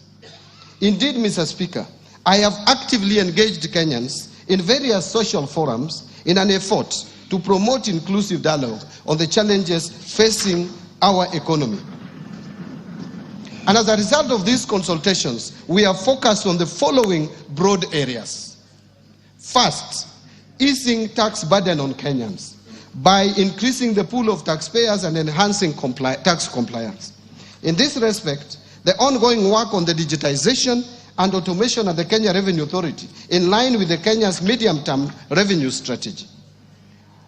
Thus, all who are able shall henceforth contribute to financing the operations of government and development of our country. Second, to enhance liquidity in the economy and support small businesses, we have started the process of settling pending bills that have been validated, particularly those related to road construction, which has resulted in resumption of road construction projects across the country. Mr. Speaker, the pending bills verification committee will share their final report by the end of June 2025. This report will be analyzed and recommendations tabled in Cabinet for approval, after which we shall embark on the process of clearing the eligible bills, starting with those related to individuals, businesses, and the micro, small, and medium enterprises, majority of whom have borne the brunt of non-payment. Third, promotion of good governance on public finance matters. Mr. Speaker, Kenyans have expressed concerns about the public debt. Indeed, there is a perception of lack of transparency in the management of public debt. In this regard, I requested the Auditor General to conduct a comprehensive audit of public debt. This audit is currently ongoing, and once completed, the report will be shared with this House. Fourth, there has been public perception and concerns in the past that our budgets tend to be unrealistic. To address these concerns, we took a two-pronged approach. First, we adopted the zero-based budgeting, where every budget item has to be justified at the beginning of every financial year. This process was used in the preparation of the financial year 2025-2026 budget, which is the first time it is used, and which budget I submitted to this House on the 30th of April 2025. Second, in response to concerns on unrealistic revenue projections, we have reduced revenue projection to be in line with the trends. Therefore, Mr. Speaker, revenue projections in the financial year 2025-26 budget and over the medium term are consistent with the growth of the economy. Fifth, Mr. Speaker, in order to improve governance in the public procurement process, I launched the e-procurement system on April 7, 2025. And beginning of 1st July 2025, all procurement by ministries, departments, and agencies will be done through the e-procurement system without any exception. This will reduce the opaqueness and save government resources, estimated at 10% of procurable budgets. Sixth, we have taken deliberate efforts to enhance transparency and promote inclusive policy making and deepen public understanding of government economic priorities. We have not only intensified media engagement through the TV stations and radios, but have also engaged the public in open places like Jivanji Garden, Bunge la Mwananchi, and Mombasa County, where we held a meeting at Swahili Port Amphitheatre. Similar engagements have also taken place in other locations in Nairobi, Mombasa, Eldoret, and Nyeri, thereby providing valuable insights and lessons which have been taken into consideration while preparing this budget. Seventh, Mr. Speaker, in order to create additional jobs for the youth, the government has begun rolling out Climate Works, a nationwide program that will engage over 110,000 youth across all 47 counties. The program started last year in Nairobi's informal settlements and has been a great success. Now it is being expanded to the rest of the country. Climate Works is designed as a social support program that gives young people paid work to improve their communities. The youth will help build roads, plant trees, and clean up the environment in their neighborhoods. Thus, through this climate work, the government is not only providing a paycheck to help young people meet their immediate needs, but also offering financial support to help them develop themselves and their families. Indeed, the program enables them to save money and prepare for their next steps, including starting businesses, continuing their education, or finding long-term jobs. I encourage all our youth to register ahead of the registration deadline. Today, Mr. Speaker, having heard Kenyans loud and clear, we have accommodated their diverse concerns in the financial year 2025-2026 budget. And in this regard, this budget provides highlights of the measures the government has taken to stimulate economic recovery, strengthen macroeconomic stability, and enhance resilience of our economy. Mr. Speaker, achieving these strategic objectives will require that we pull in the same direction. It is in this context that His Excellency the President has urged us to put our differences aside, build bridges, and focus on implementation of strategic interventions for a better Kenya. Mr. Speaker, in this respect, the theme for this year's budget is stimulating sustainable economic recovery for improved livelihoods, job creation, and business and industrial prosperity in line with better.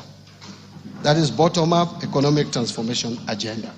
That is the theme. Mr. Speaker, as we move forward in the implementation of the government's agenda, we are also conscious of the fiscal constraints that demand our collective attention and thoughtful action. 1, rising demands for increased public spending, which could lead to either higher debt or the need to raise taxes, both of which require careful consideration and balanced decision-making given current public concerns. 2, we face constraints on account of public debt accumulation. Progressively, our debt carrying capacity has narrowed. This calls for prudence and discipline on how we manage and take on new debt. And finally, we face the challenges of mobilizing higher tax revenues as we must balance the need for increased revenues with the need to keep the cost of doing business low to stimulate economic growth. Mr. Speaker, honorable members, these constraints are interlinked, and addressing them effectively requires strategic planning, fiscal discipline, and a commitment to long-term sustainability. In this regard, this budget will continue to implement a fiscal consolidation plan designed towards slowing down the growth of public debt while protecting service delivery to our citizens. Given the limited resources we have made tough choices by curtailing funding to lower priority areas.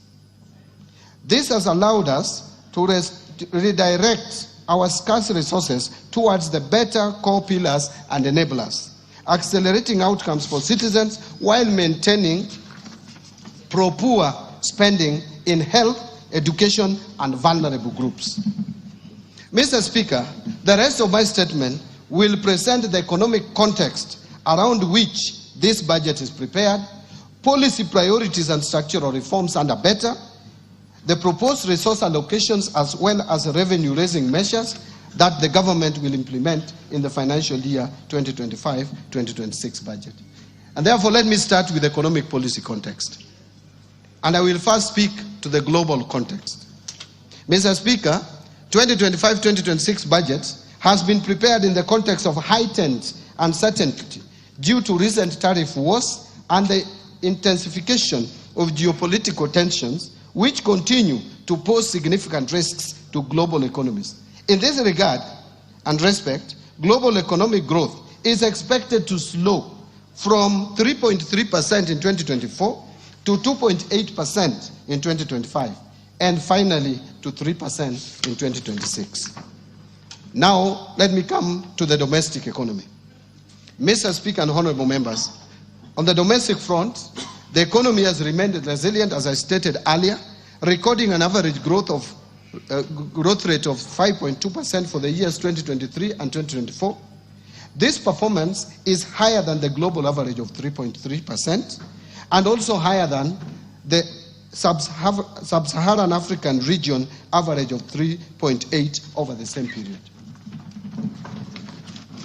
This strong growth reflects the impact of sound and deliberate policies, as well as the resilience of our well-diversified economy. These factors have enabled us to withstand significant domestic and external shocks while maintaining a steady path of progress. In 2024, the economy grew by 4.7%, supported by positive growth in all sectors except construction and mining.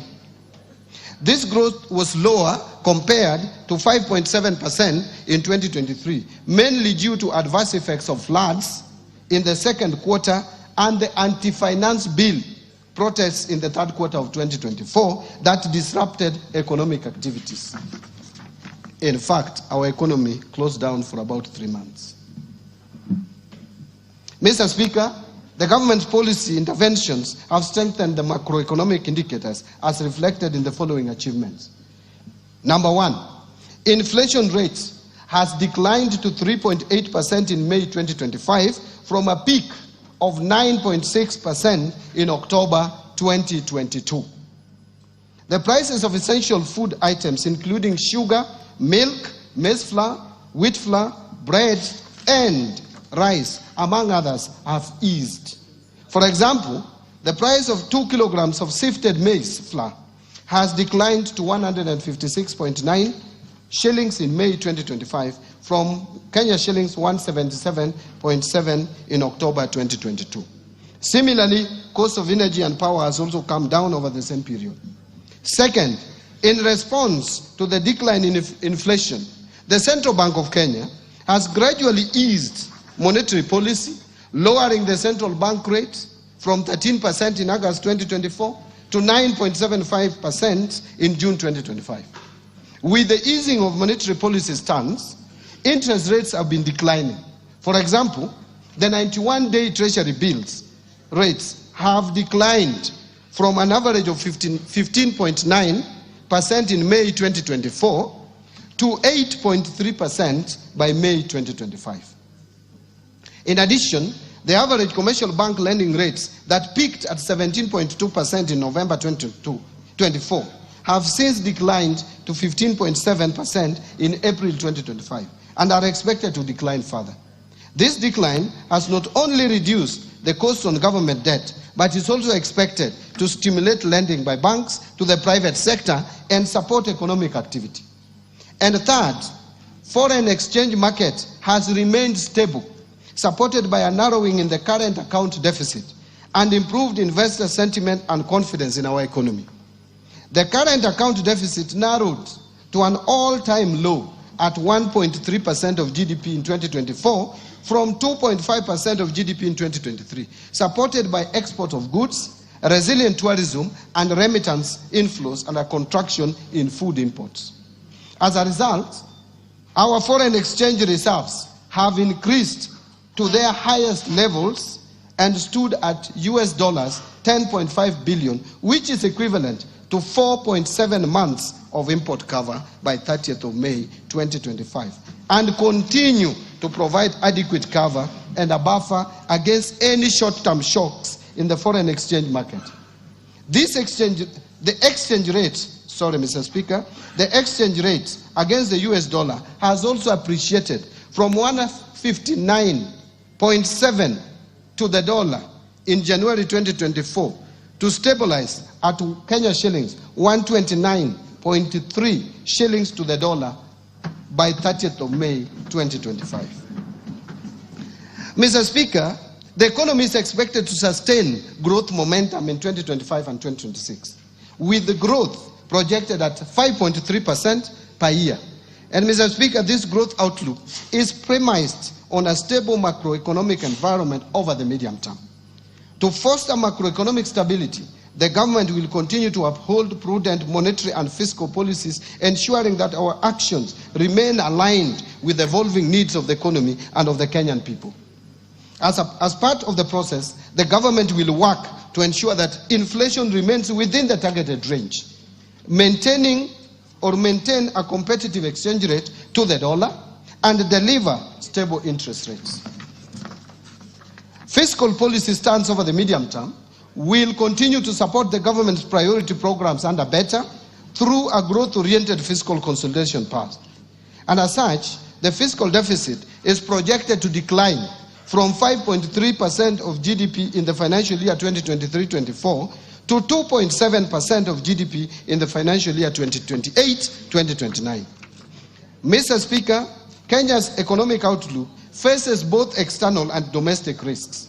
Globally, trade tensions, financial market volatility, and geopolitical conflicts could reduce Kenya's exports, tourism and remittances, as well as raise costs of essential commodities.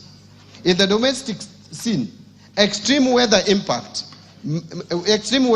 may impact agriculture, infrastructure, and food security. The government is monitoring these risks closely and will take necessary action and measures to safeguard macroeconomic stability. Mr. Speaker and honorable members, let me now expound on the policy, priorities, and structural reforms that the government is implementing to sustain economic growth and improve livelihood of Kenyans. The priorities are under the bottom-up economic transformation agenda. Mr. Speaker, as I have already affirmed earlier in my statement, government's initiatives under Better over the last 2.5 years have resulted in significant successes, notwithstanding a challenging domestic and external landscape. Over the medium term, the government will consolidate the gains already realized to stimulate sustainable economic recovery for improved livelihoods. Towards this end, the government will continue to implement policies, programs, projects, and the interventions geared towards 1.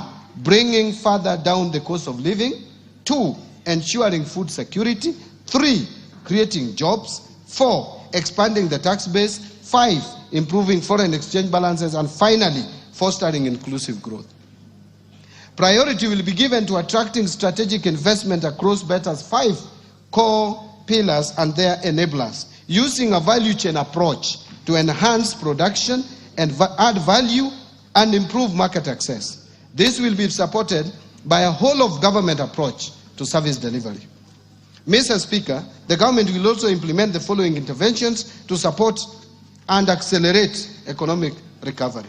First, continue to uphold macroeconomic stability and strengthen security to ensure a safe and supportive business environment. Second, accelerate the development of key infrastructure, including roads, railway, energy, and water systems to lower the cost of doing business and ease the movement of the people and goods. Third, boost investment in key economic sectors to drive broad-based, sustainable growth by advancing agricultural transformation, strengthening manufacturing, promoting environmental conservation and climate change mitigation, revitalizing tourism, and ensuring sustainable land use and management. Fourth, strengthen human capital development by increasing investment in health, education, and targeted social safety nets for vulnerable populations to achieve both social and economic outcomes.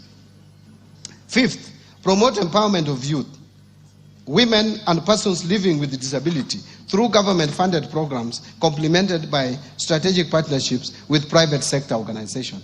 6, facilitate fiscal decentralization by allocating shareable revenues to county governments to bolster institutional capacity and improve service delivery. And finally and lastly, undertake policy, legal and institutional reforms to improve efficiency and effectiveness in public service delivery. I want to now turn to a presentation on building resilience against climate change. Here, Mr. Speaker and honorable members, climate change, we all know, is now a global crisis. And Kenya remains vulnerable to the impacts of climate change, which pose both economic and fiscal risks. In response, the government is taking proactive steps to align with the global transition towards a low-carbon, climate-resilient future. To address the challenges and opportunities in climate finance and investment, the government has developed a number of frameworks, including climate finance mobilization strategy, national policy framework on green fiscal incentives, carbon market framework, as well as the national green taxonomy. To diversify our financing sources, address budget deficits, and fund social and environmental sustainability projects, the government is developing a sustainability-linked bond framework that will allow the issuance of a bond. We reaffirm our dedication to protecting our environment, safeguarding livelihoods, and building a climate-resilient Kenya for current and future generations. Mr. Speaker, as a country, we continue to experience challenges of disaster occurrences, mainly due to weather variability and climate change. These pose significant fiscal disruptions, while at the same time affecting lives and livelihoods of millions of Kenyans. Mr. Speaker, in order to have a financing framework to manage disaster risks, the government is finalizing the development of the Public Finance Management Disaster Risk Management Fund regulations of 2025. The regulations seek to establish a dedicated fund for addressing 4 cycles of disaster risk management, namely preparedness, mitigation, response, and recovery. Allow me now to turn to policy and legal institutional reforms. Mr. Speaker, recognizing that sustainable economic recovery depends on the timely implementation of effective policy, legal, and institutional reforms, the government is implementing the following interventions to enhance the business environment, improve efficiency in public service delivery, and bolster accountability and transparency in the management of public finances. Number 1, public procurement reforms. Mr. Speaker, to streamline public procurement, we developed the Public Procurement and Asset Disposal Amendment Bill of 2024, which is currently in Parliament for enactment. The bill seeks to enhance transparency and accountability, strengthen the role of the regulator to enforce standards, compliance and sanctions for non-compliant procuring entities, promote the use of local content, and align with international best practices. I urge the honorable members to fast-track this enactment. Its enactment. Mr. Speaker, in order to fully automate public procurement and asset disposal processes, I launched the end-to-end e-government procurement system in April 2025. The e-government procurement system is a complete departure from the manual processes and will lead to increased bidder participation, enhance efficiency in processing of procurement requests, and increased authenticity of procurement documents through integration with various government systems. Mr. Speaker, the rollout of the e-procurement system is scheduled for July 2025. In order to ensure effective use of this system, the National Treasury rolled out the training of end users from procuring entities in both the national and county governments on the e-government procurement system phase 1 modules that cover procurement planning to contract management.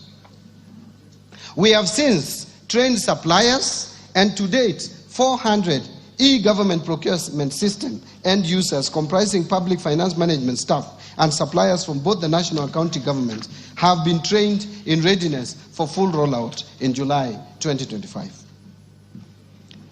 Next, I want to speak to restraining growth of public sector wage bill, which has been of serious concern. Mr. Speaker, the government continues to implement measures aimed at reducing the ratio of the government wage bill as a share of tax revenue with a view to free much-needed resources for priority social and development spending. The government will implement the following initiatives to control the wage bill. First, the government will fully implement the unified human resource management system across all public sector entities by July 2025. This initiative is part of broader efforts to enhance public sector efficiency, improve management of wage bill, and ensure the effective utilization of public funds.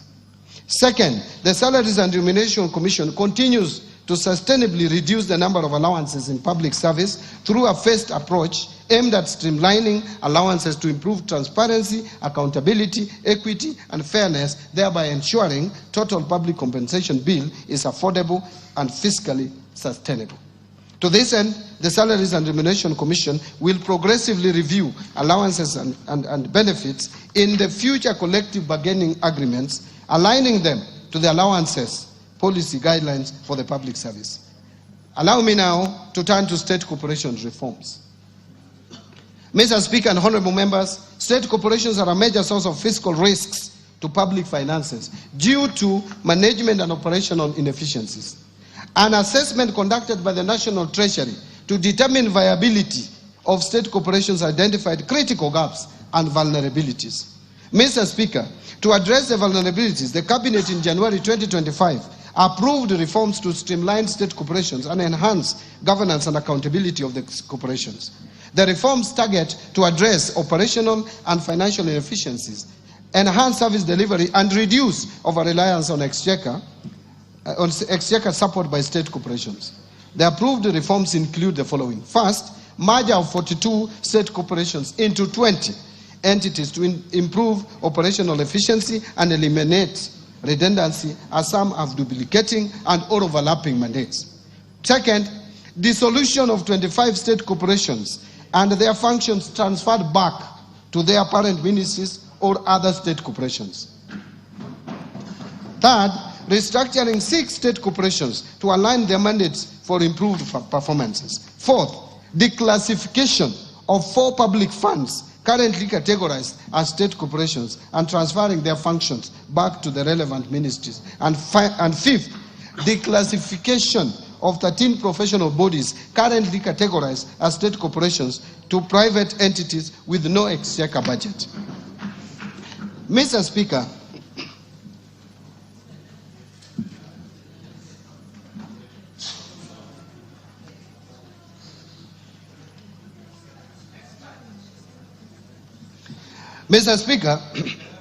thank you. Mr. Speaker, in order to enhance operational efficiency, improve governance and ownership of state corporations, the government developed the Government-Owned Enterprises Bill of 2024.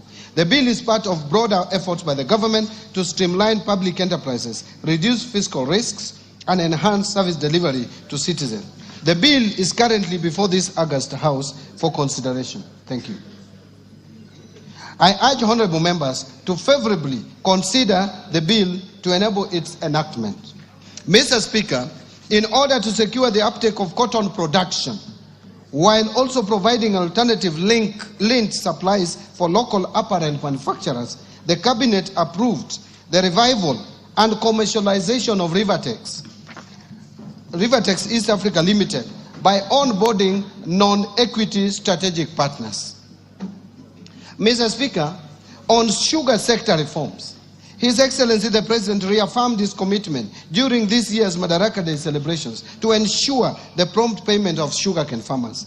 The government has also taken practical steps to deliver its promise to modernize the mills and transform these once struggling factories into productive, sustainable enterprises. Currently, 4 state-owned sugar factories, Chemelil's Sugar Company, Muhoroni's Sugar Company, Nzoia Sugar Company, and South Nyanza Sugar Company, which is also known as Sony, have been placed under competitive leasing arrangements. This initiative is expected to enhance efficiency, restore profitability, and protect the livelihoods of farmers. Let me now turn to pending bills. Mr. Speaker, the government remains committed to resolving the long-standing issues of pending bills dating back to 2005 as part of broader efforts to strengthen public financial management and restore confidence in government processes. In this respect, the Pending Bills Verification Committee that was appointed in September 2023 is currently finalizing its report for submission by end of this month. Since its inauguration, the committee received a total of 65,625 pending bills claims valued at over 571.6 billion. The committee has analyzed 57% of the bills received valued at 522 billion. The 57% is in terms of numbers. Out of this, a total of 229 billion has been recommended for settlement. Once the committee submits its report, we shall submit the recommendations to Cabinet for approval to settle the pending bills. Let me now speak to national assets and inventory management reforms. Mr. Speaker, in order to promote prudent management of public assets and liabilities, the National Treasury digitized assets in the assets and inventory management modules in the IFMIS for use by both national government and county governments. Already, 52 state departments have gone live on the IFMIS asset module and are at various stages of uploading their registers for 6 asset categories, namely land, building, motor vehicles, ICT equipment, office equipment, and furniture and fittings. In addition, a roadmap is in place to roll out the module to the county government, and this reform will enable accounting officers have visibility of all assets and inventory under their control and facilitate optimal assets utilization. Mr. Speaker and honorable members, to enhance the management and utilization of public assets, the government is developing a policy on public sector asset valuation.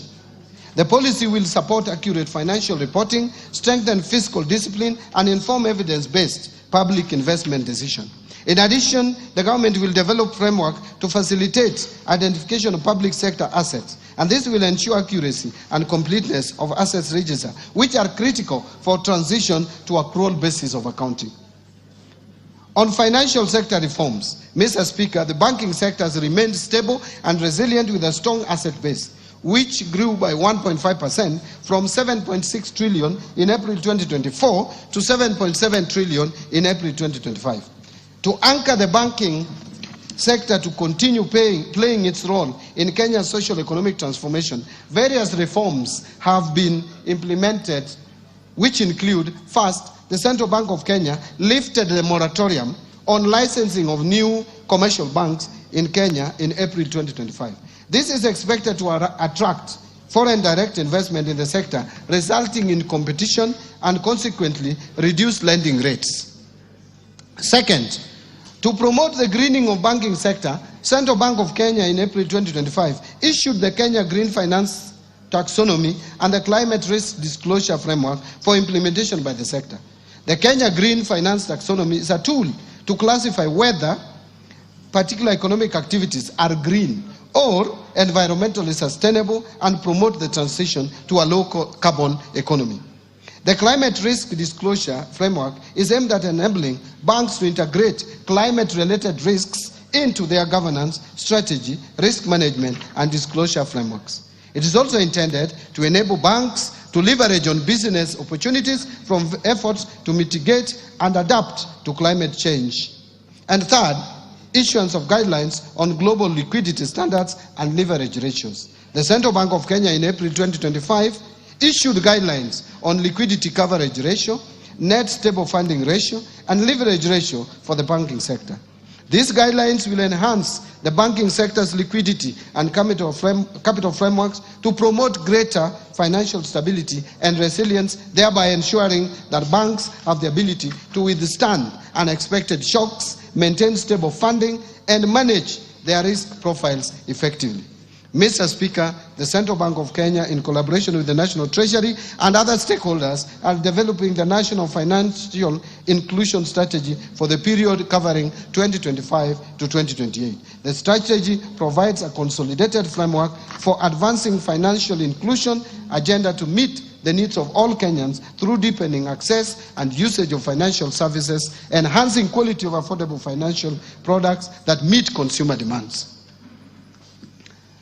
Mr. Speaker, to strengthen digital finance in Kenya, the government will continue to implement the National Payment Strategy for the period 2022 to 2025 and fast-track finalization of a national policy on digital finance.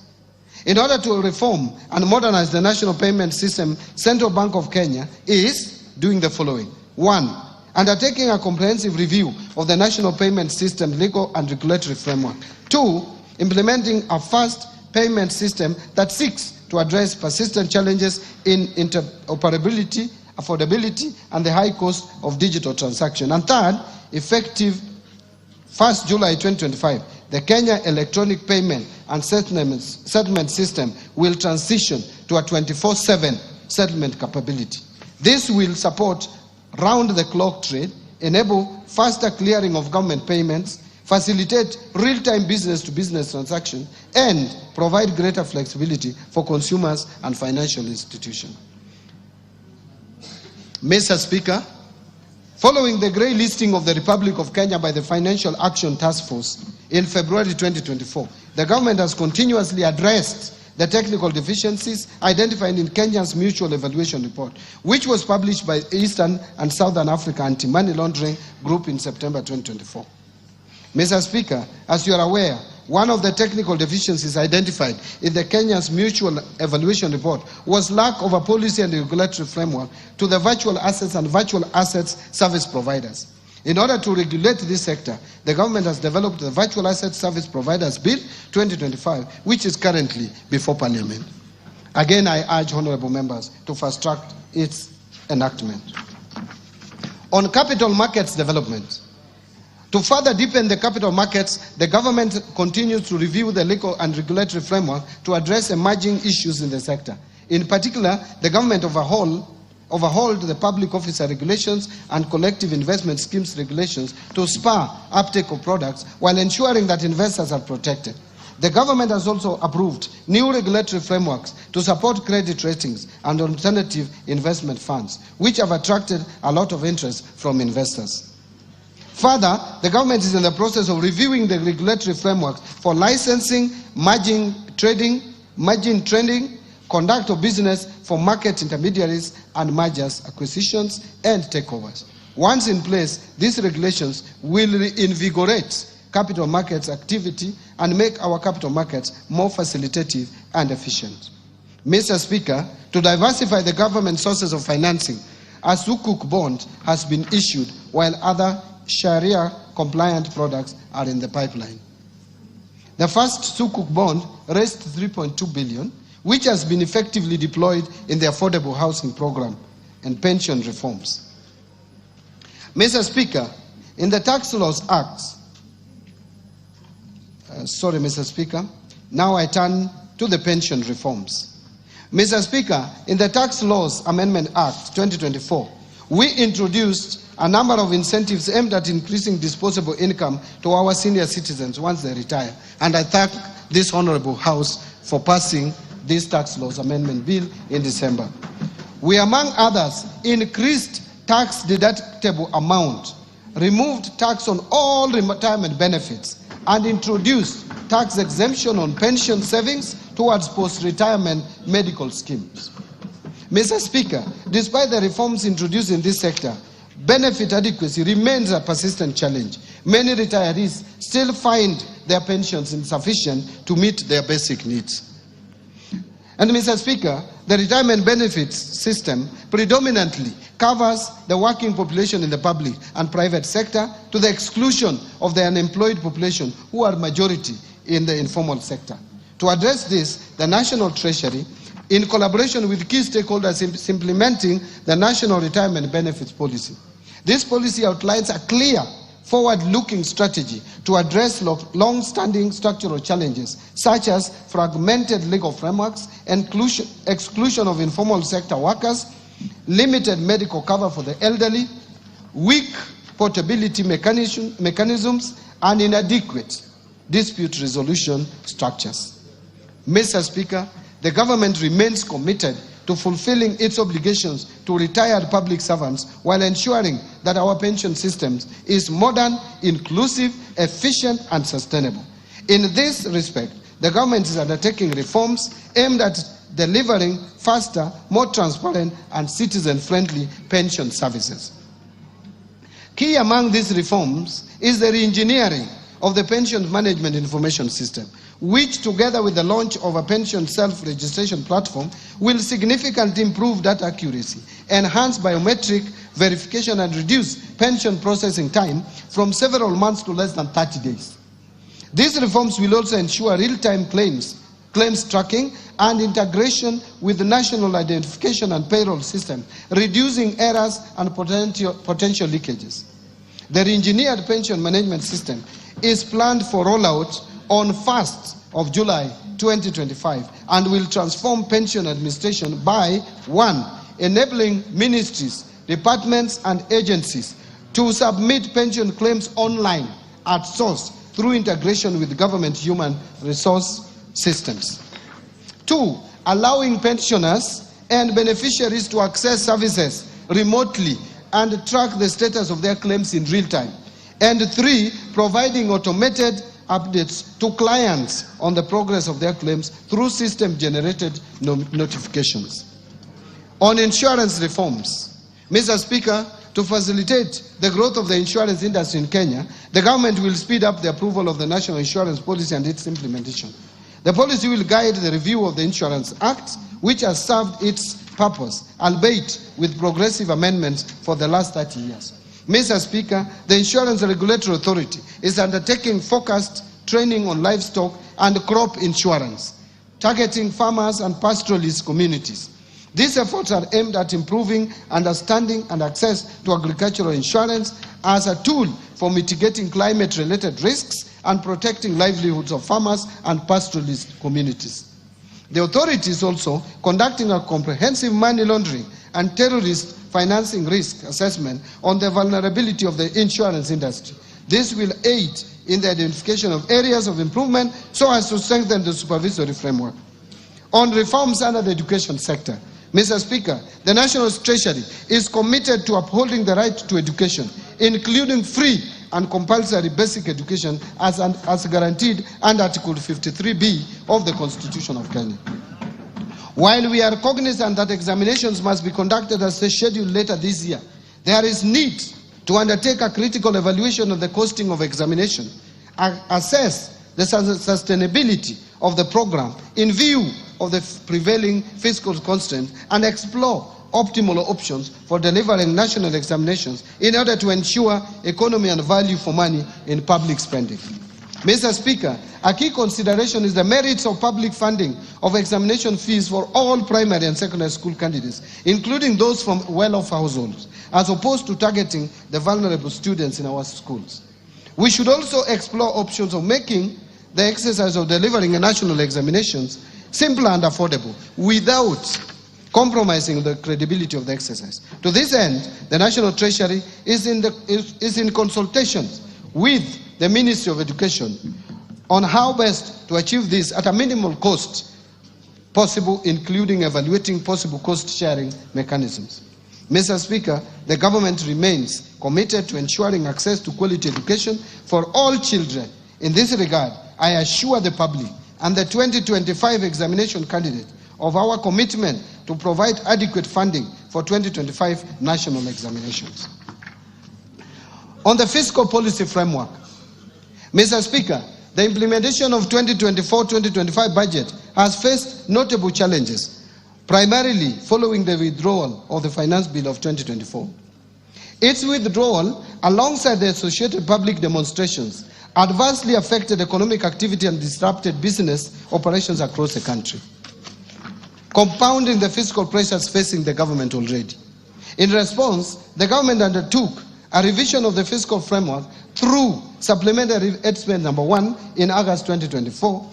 This revision reflected a lower revenue base following the preliminary outcomes of financial year 2023-24, while also addressing immediate cash flow constraints.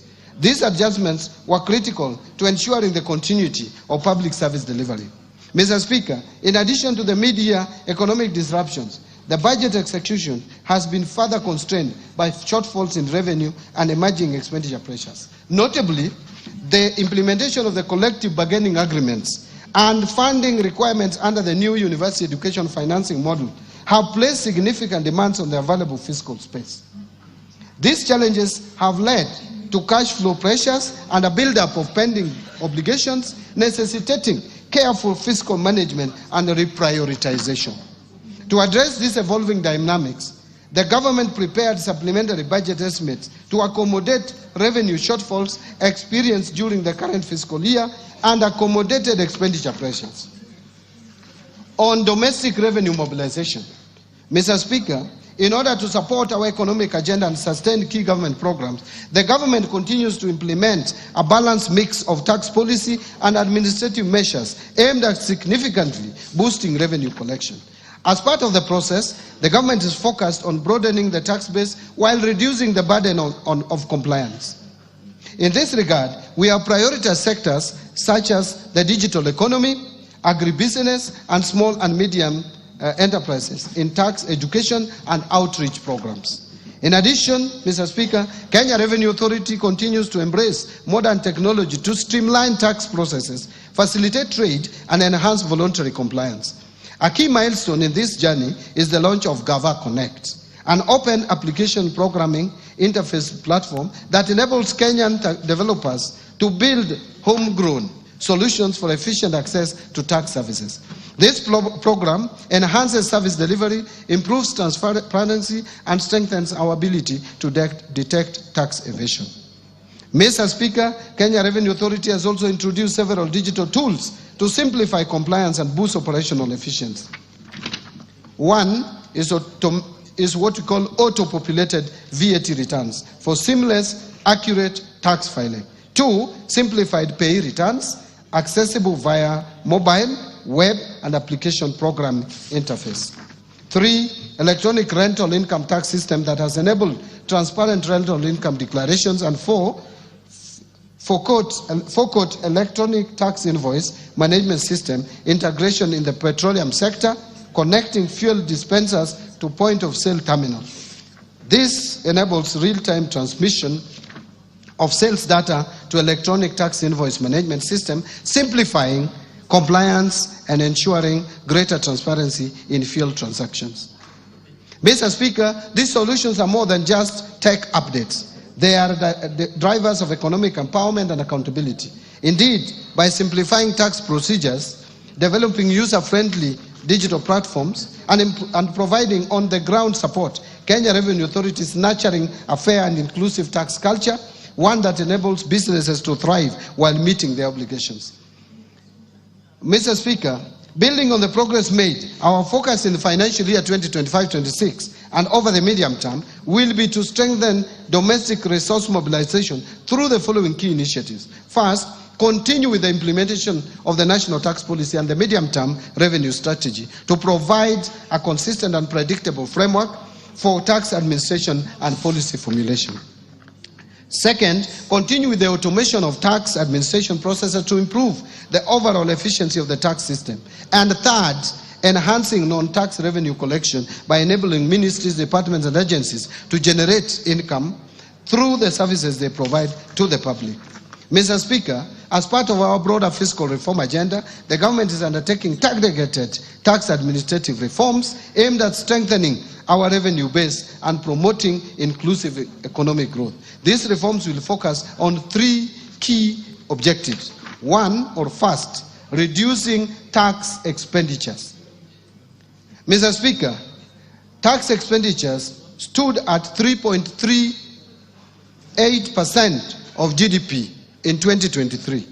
To unlock additional revenue for national government, we must reduce that tax expenditure. Second, expanding the tax base and enhancing compliance, in line with the goals set out in the medium-term revenue strategy.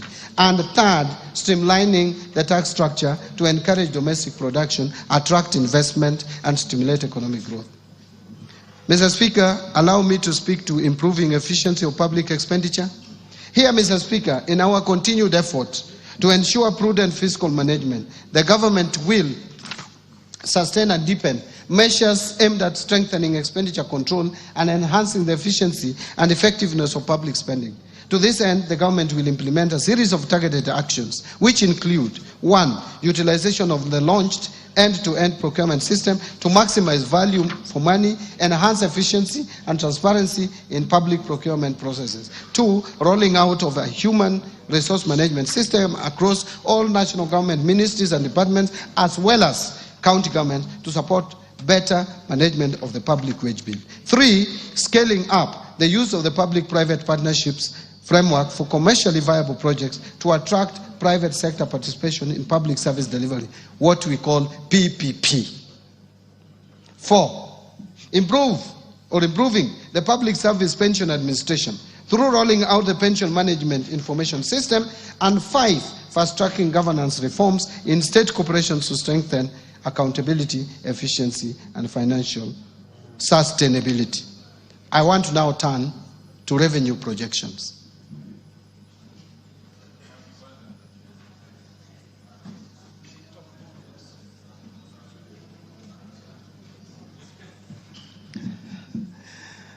Mr. Speaker, honorable members, based on the outlined policy measures and structural reforms, total revenue collections, including appropriation in aid for the financial year 2025-26, budget is projected to be at 3,321.8 billion, equivalent to 17.2% of GDP.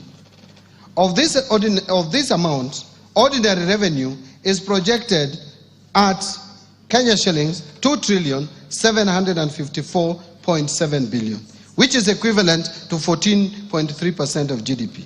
And ministerial appropriation in aid, or if you like, non-tax revenue, is projected at 567 billion shillings. Grants are projected at 46.9 billion, or 0.2% of the GDP. Having talked about revenue projections, let me now turn to expenditure projections. Mr. Speaker, total expenditure in the financial year 2025-2026 budget is projected at 4,291.9 billion, equivalent to 22.3% of GDP. And of this, recurrent expenditures will amount to 3,134.4 billion, equivalent to 16.3% of GDP. And development expenditures, including allocations to domestic and foreign finance projects, contingency fund, and equalization fund, will amount to 693.2 billion, equivalent to 3.6% of GDP. Total allocation to county governments is projected at 474.9 billion, of which equitable share is 405.1 billion. Fiscal deficit and financing. Mr. Speaker, the resultant fiscal deficit, including grants, is projected at 923.2 billion, which is equivalent to 4.8% of GDP, down from the estimated 997.5 billion, or 5.7% of GDP in financial year 2024-25. The fiscal deficit for the financial year 25-26 budget will be financed by net external borrowing of 287.7 billion, equivalent to 1.5% of GDP, and net domestic borrowing of 635.5 billion, which is equivalent to 3.3% of GDP. Public debt management. Mr. Speaker, Kenya's public debt is projected to remain with these sustainable levels over the medium term. In present value terms, the debt to GDP is projected to progressively decline from 63% in 2024 towards the debt anchor of 55%, or minus 5% of GDP, plus or minus 5% of GDP for 2028. To support the projected decline in debt levels, the National Treasury will continue implementing various reforms as guided by the medium-term debt management strategy, including liability management operations, continue pursuing use of concessional loans from multilateral, bilateral, and limited commercial sources such as international bond issuances. Additionally, Reforms targeted to support domestic market development will eventually reduce the cost of public debt while sustaining fiscal consolidation efforts to ensure debt remains within sustainable levels. Further, the government will explore emerging funding instruments such as debt swaps, diaspora bonds, sustainability-linked bonds, and environmental, social, and governance debt instruments to fund budget deficit and manage public debt. This strategic approach will not only diversify our financing options, but also strengthen international partnerships and promote sustainable growth.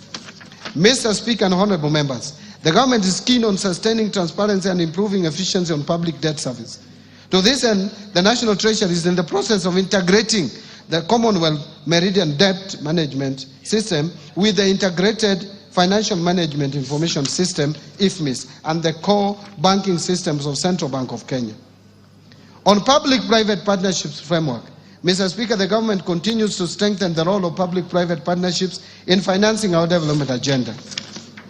Currently, there are 32 PPP projects at various stages which are targeted to mobilize 70 billion shillings in the financial year 2025-2026 through private investments in priority sectors, including energy, water, housing, health, and transport. So, Mr. Speaker, to enhance transparency and accountability at all stages of project life cycle while implementing PPP, I recently issued a circular on mandatory disclosure requirements for all privately initiated proposals. This measure is part of our broader effort to strengthen the integrity of the PPP program and to ensure that private sector participation in public projects fosters public trust. Mr. Speaker, the National Treasury in May 2025 received the final report of the Committee of Experts on leveraging local financial markets for investment into public-private partnerships and implementation. The committee recommended the establishment and operationalization of PPP Implementation Trust Fund as the central mechanism for enhancing private sector participation in PPPs, particularly through institutional and retail entities. Additionally, Mr. Speaker, the PPP regulations under consideration by Parliament will enhance clarity around PPP processes, thereby enhancing efficiency and project delivery. This will also unlock a pipeline of county-level specific PPP projects in partnership with development partners. In strengthening public finance management reforms, number one is migration to accrual accounting. Mr. Speaker, to strengthen management of public resources, all government ministries, departments, and agencies adopted accrual accounting as of 1st July 2024. The first accrual-based financial statements are expected for the financial year ending 30th June 2025, which is a few days away. The accrual accounting will enable the government to account for all assets and liabilities, including all government assets. Second, Treasury single account. Mr. Speaker, to enhance cash management, the migration of ministries, departments, and agencies to the Treasury single account is progressing well. The Central Bank of Kenya is scheduled to go live with its T24 system upgrade in July 2025. This upgraded platform will support the implementation of Treasury single account core functionalities and facilitate the National Treasury to roll out the key elements of the Treasury single account system. Concurrently, the National Treasury is on track to onboard county governments in 2026. The final phase will involve integrating all remaining national government entities into the Treasury single account by financial year 26-27. Third, zero-based budgeting. Mr. Speaker, to reorient the budgeting and expenditure framework, the government adopted the zero-based budgeting approach while finalizing the financial year 25-26 budget. To implement this approach, the National Treasury developed a budget costing tool that was integrated into the IFMIS budget module for the national government. The zero-based budgeting approach compels all ministries, departments, and agencies to justify expenditures from scratch, thus ensuring resources are allocated to high-impact activities. It promotes transparency, efficiency, by requiring clear justification and critical assessment of spending. Mr. Speaker, I know this statement is long. And by the way, Mr. Speaker, you know Kenya is not a small economy. We are number 6 in Africa. And we have jumped over Ethiopia. So you can't have a 3-pager statement for for an economy as big as Kenya. Gone without apology. Gone. Thank you, Mr. Speaker. Thank you very much. So far, so good. Yeah, Mr. Speaker, I'm now turning to resource allocation so that honorable members can appreciate and the Kenyan people where we have allocated the limited resources that we have. Mr. Speaker, now let me highlight the government spending priorities for financial year 25-26. Expenditures for the financial year 25-26 will consolidate the gains realized under the bottom-up economic transformation agenda, with special focus placed on promoting investment in core pillars and their enablers through a value chain approach. Number one, under agricultural transformation and inclusive growth, which is the first pillar. Mr. Speaker, the government will continue to transform the agriculture sector by increasing productivity in key value chains such as fisheries and aquaculture, horticulture, food crops, livestock and rangeland development. The government will scale up support to farmers through input financing, subsidies and extension services. This will move the country from food deficit to food surplus, reduce reliance on food imports and revamp export crops. Mr. Speaker, in this respect, I have proposed an allocation of 47.6 billion for various programs under this sector, despite the fact that agriculture is largely devolved. This includes 8 billion for the fertilizer subsidy program, 10.2 billion for the National Agricultural Value Chain Development Project, 800 million for small-scale irrigation and value addition project, 1.2 billion for food security and crop diversification project, and 5.8 billion for the food systems resilience project.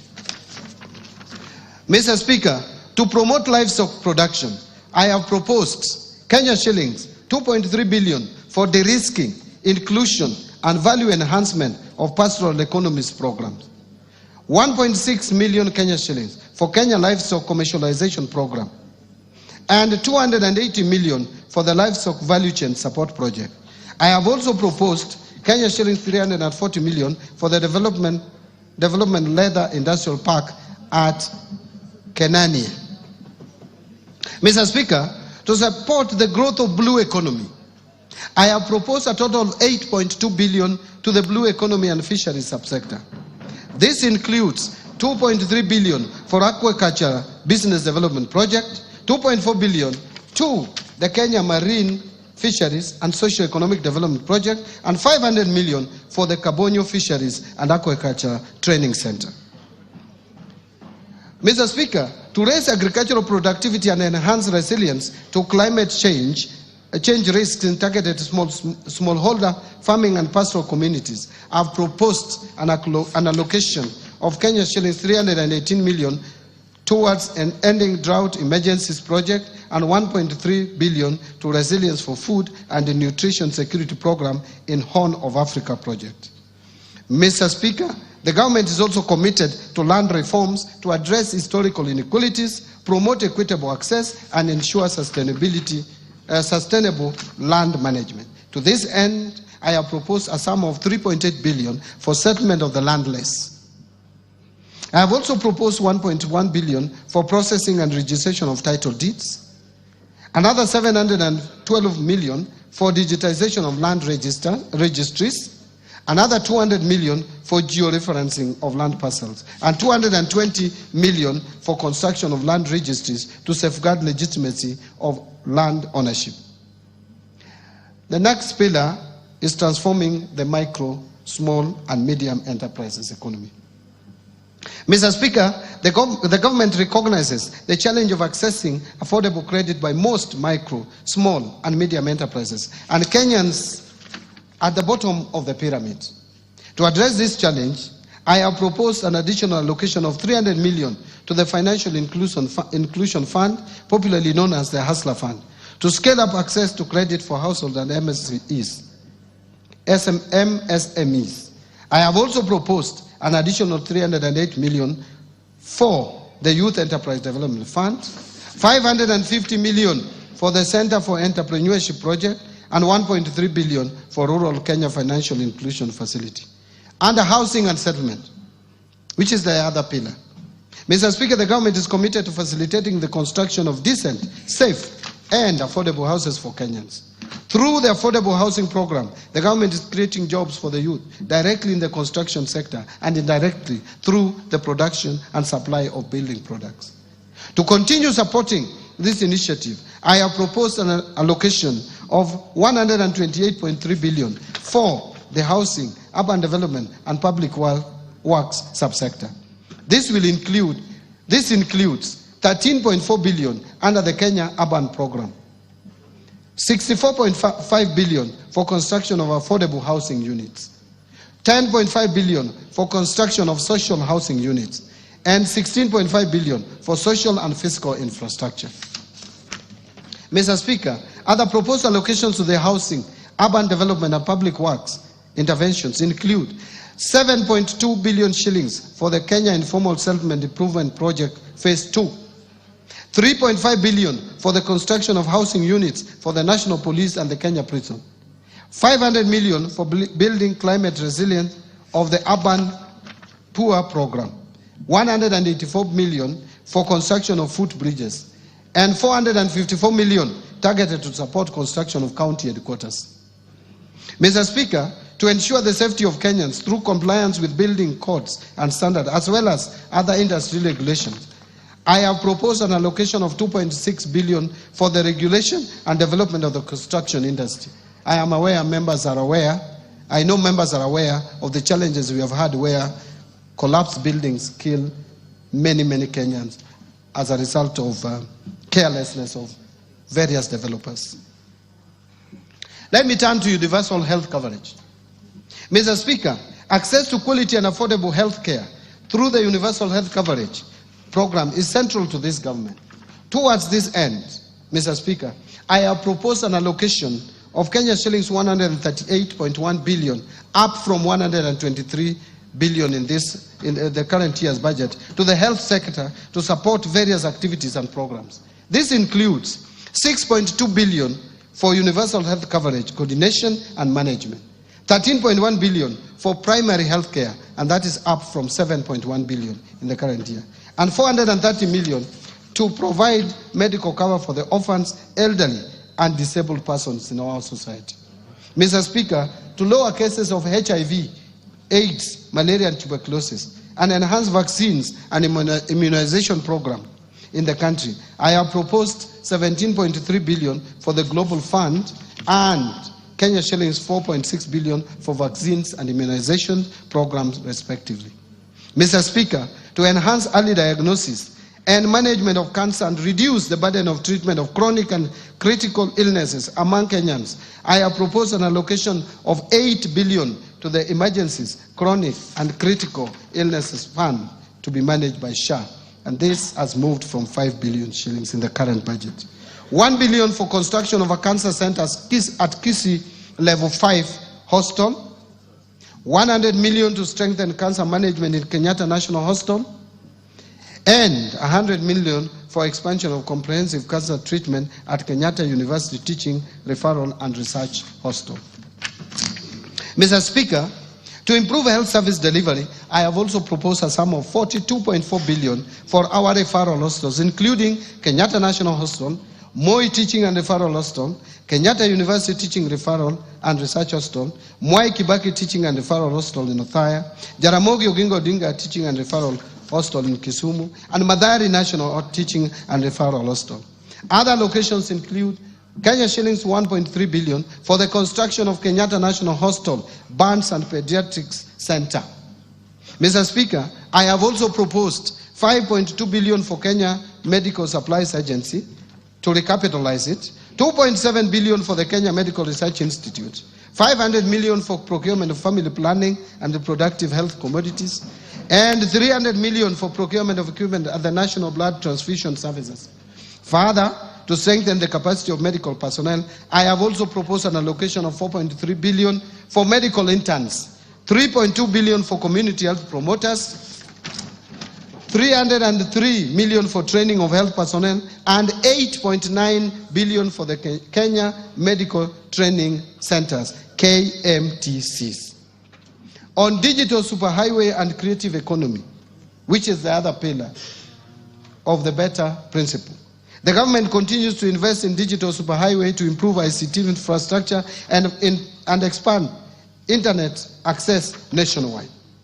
The creative industry is a significant source of employment, particularly for the youth, and has the potential to address high unemployment rates through promotion of music, theater, graphic design, digital animation, fashion and craft, among others.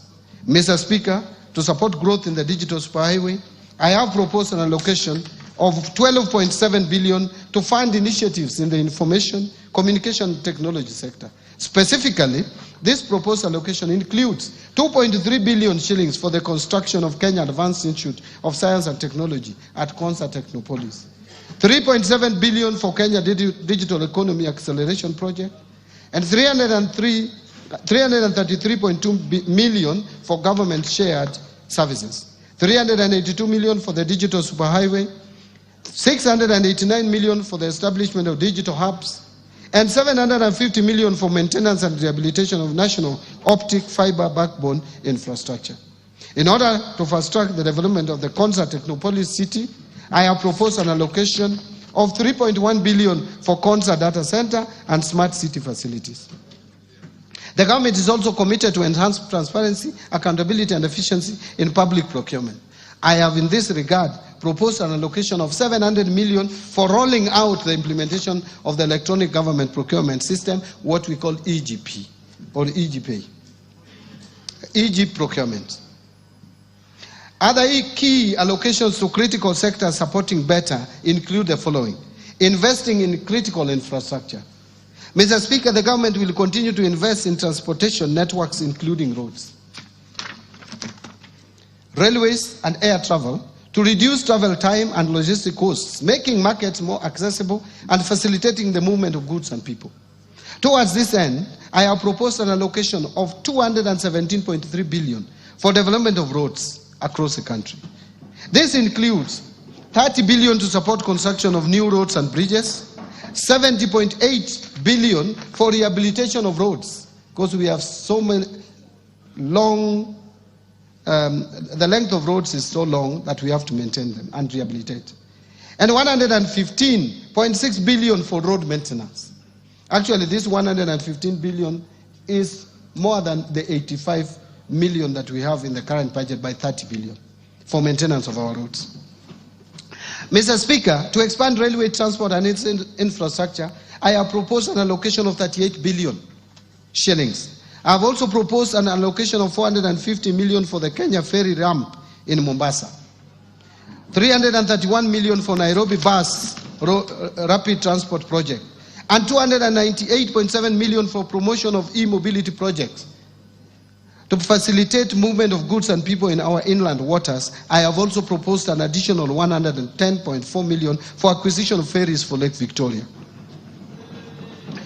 Mr. Speaker, to scale up production of reliable and affordable energy, I have also proposed an allocation of 62.8 billion to cater for key energy interventions.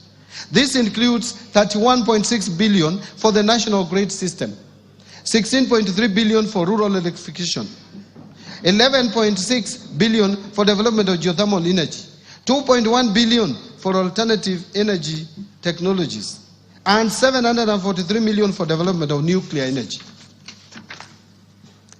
Let me now talk about improving education outcomes. Mr. Speaker, the education sector plays a vital role in economic development by enhancing human capital, driving innovation, and improving productivity. To this end, the government continues to invest in education to raise learning outcomes and ensure equal opportunities for all. Mr. Speaker, I have proposed a total allocation of 702.7 billion to the education sector, which is almost 28% of our entire budget. This will include an allocation of 387.2 billion to the Teacher Service Commission. The allocation for TSC will include 7.2 billion for recruitment of intern teachers and 980 for capacity building of teachers on competence-based education curriculum. Further, I have proposed an allocation of 7 billion for free primary education, 28.9 billion for junior secondary school capitation, and 51.9 billion for free day secondary education. In addition, Mr. Speaker, I have also proposed an allocation of 5.9 billion for administering the national examinations, 3 billion for the school feeding program, and 7.2 billion for the recruitment of intern teachers. I think that one I'd already mentioned, that's a repeat, and 4 billion for the technical, vocational, educational training and entrepreneurship project.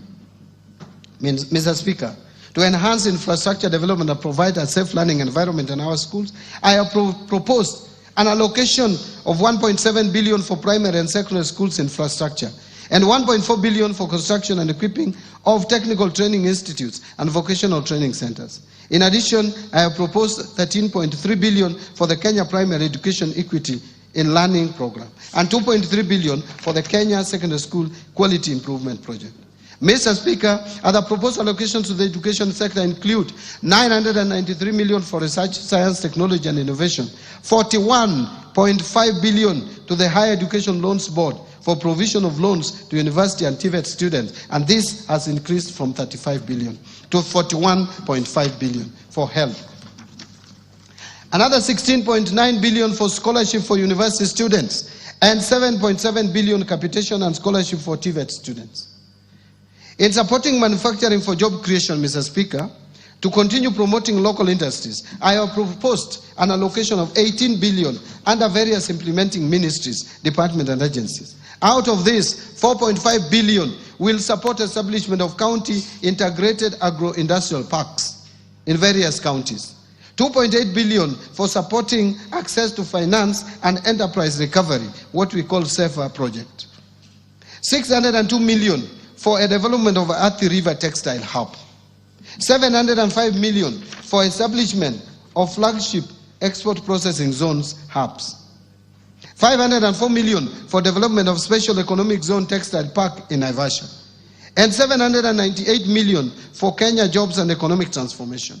Mr. Speaker, in order to revitalize and maximize the benefits from our cash crops, I have proposed 2 billion for coffee cherry revolving fund and another 2 billion for coffee debt waivers. This is up from the 3 billion that was allocated to this subsector in the last financial year's budget. Another 1.5 billion for sugar sector reforms and 120 million for modernization and revitalization of cotton ginneries, and 245 million for horticultural produce compliance enhancement project. Mr. Speaker, to support local production and processing of edible oils, I have proposed an allocation of 300 million for the National Edible Oil Crops Promotion Project. Mr. Speaker, to enhance milk processing, I have proposed an allocation of 400 million for excess milk mop-up and 150 million for modernization of milk processing factories in Runyenjes and Narok. Mr. Speaker, to equip our youth with essential training and internship opportunities in trade and industry, I have proposed an allocation of 330 million for the Kenya Industry and Entrepreneurship Project. Another 500 million for the construction of industrial research laboratories and 109 million for constituency industrial development centers.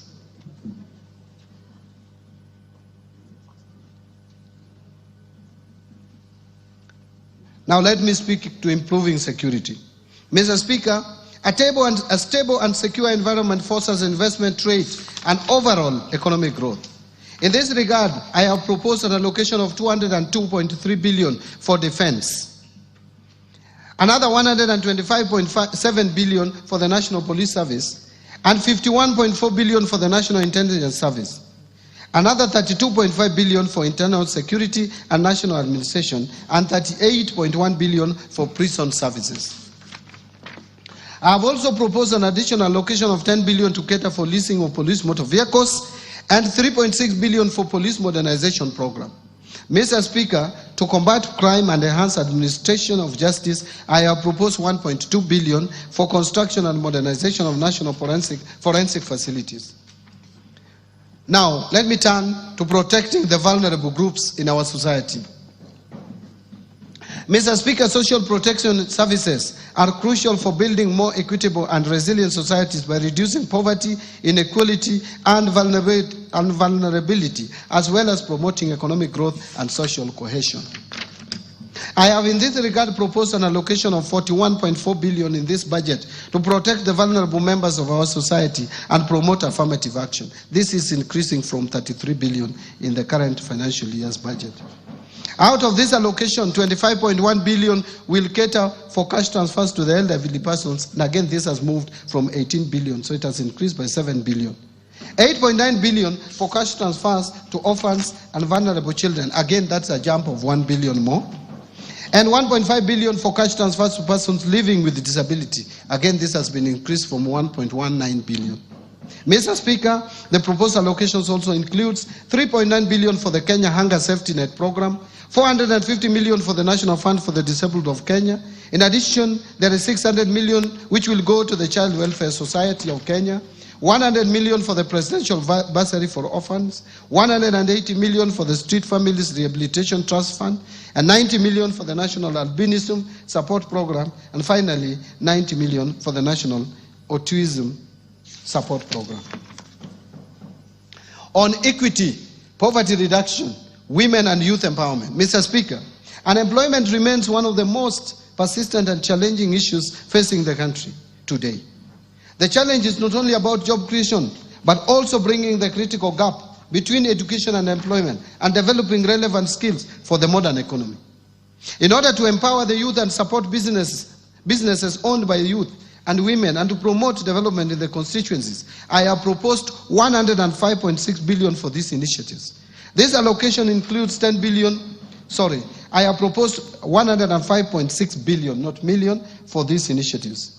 This allocation includes 10 billion for the National Youth Service, NYS, 3.6 billion to National Youth Opportunity Towards Advancement, what is famously known as NYOTA, and Kenya shillings 318 million for the Youth Enterprise Development Fund. In addition, I have proposed 990 million for film development services. Mr. Speaker, to further empower our women and girls, I have proposed 353 million for the Women Enterprise Fund, 940 million for provision of sanitary towels to school-going girls, 254 million for strengthening prevention and response to gender-based violence in Kenya, 110 million for eradication of female genital mutilation, and 4 billion for the National Government Affirmative Action Fund, otherwise known as NGAF. Mr. Speaker, to promote regional equity, reduce poverty, and enhance social development across the country, I have proposed 58.8 billion for the National Government Constituency Development Fund,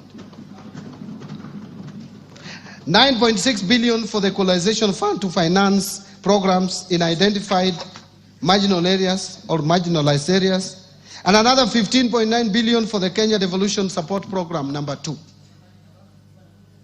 To stimulate tourism growth, sports, culture, recreational and arts, Mr. Speaker, in order to harness national pride, empower our youth and position Kenya as a regional beacon of talent and heritage, I have proposed an allocation of 29.7 billion to support sports, culture and recreation as well as tourism.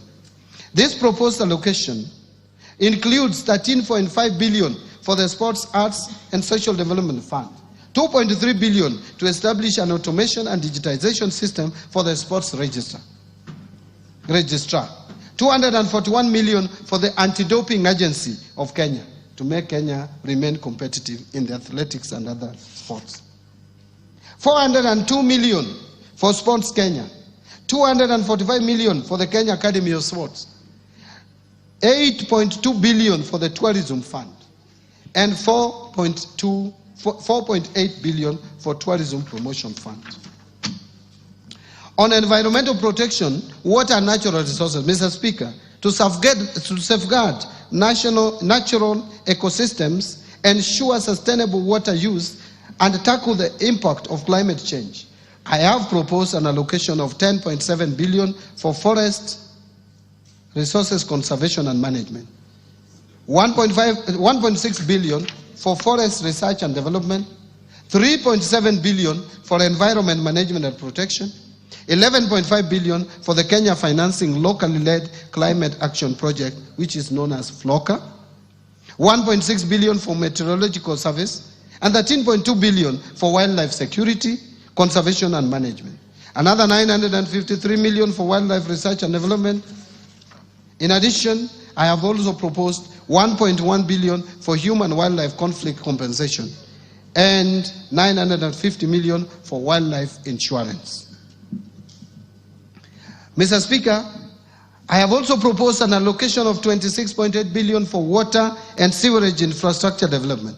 Out of this, 16.5 billion for water resources management and 1.9 billion for water storage and flood control. In addition, I have also proposed 15 billion for irrigation and land reclamation and 266 million for water harvesting and storage for irrigation. In order to improve governance and sustaining the fight against corruption, Mr. Speaker, to enhance good governance, intensify the fight against corruption, and entrench integrity and accountability in public service delivery, I have proposed Kenya shillings 4.5 billion for the Ethics and Anti-Corruption Commission, 4.5 billion for the Office of the Director of Public Prosecutions, 5.3 billion to the State Law Office, and 8.7 billion for the Office of the Auditor General. In addition, Mr. Speaker, to enhance the oversight and legislative role of Parliament, I propose an allocation of 48 billion for Parliament. To enable administration of justice, I also propose an allocation of 27.8 billion for the judiciary. Now let me turn to allocation to county governments.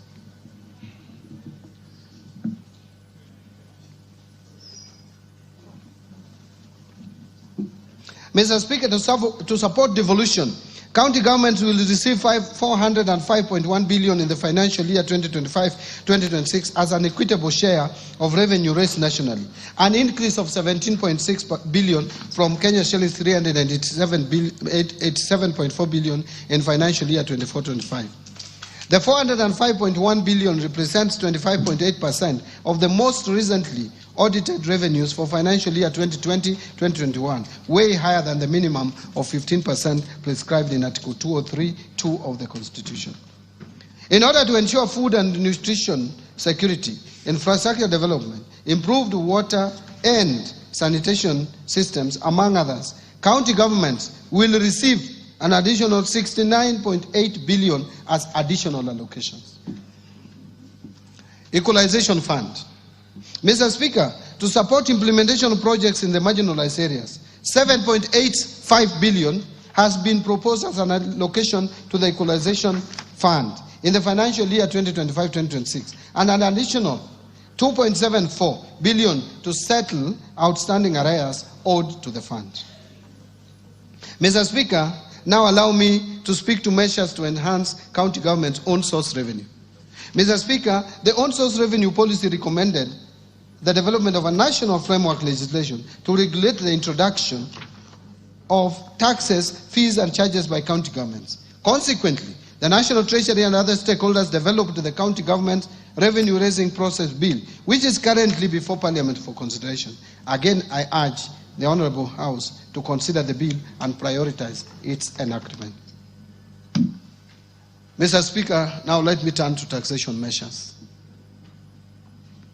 Mr. Speaker, I will now turn to tax policy measures supporting the financial year 2025-2026. These measures include proposals contained in the Finance Bill 2025, as well as the customs duty measures agreed upon by the East African Community Ministers for Finance during the East African Community pre-budget meeting held in May this year, which I personally attended. These measures are set to take effect from 1st July 2025. Mr. Speaker, the freedoms we enjoy in this country have not come easy.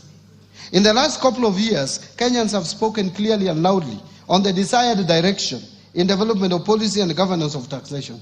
In 2023, the minority side in Parliament, supported by the efforts of the then ODM chairman, protested against the Finance Act of 2023.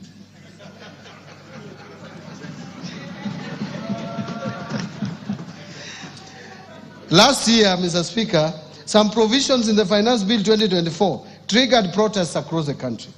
These actions in the 2 years, regrettably, resulted in the loss of lives and destruction of property and adversely impacted economic lives of many. In the remembrance of our fellow Kenyans who lost their most precious lives during these protests, allow me, Mr. Speaker, that we observe a minute of silence in their remembrance. Will you be upstanding?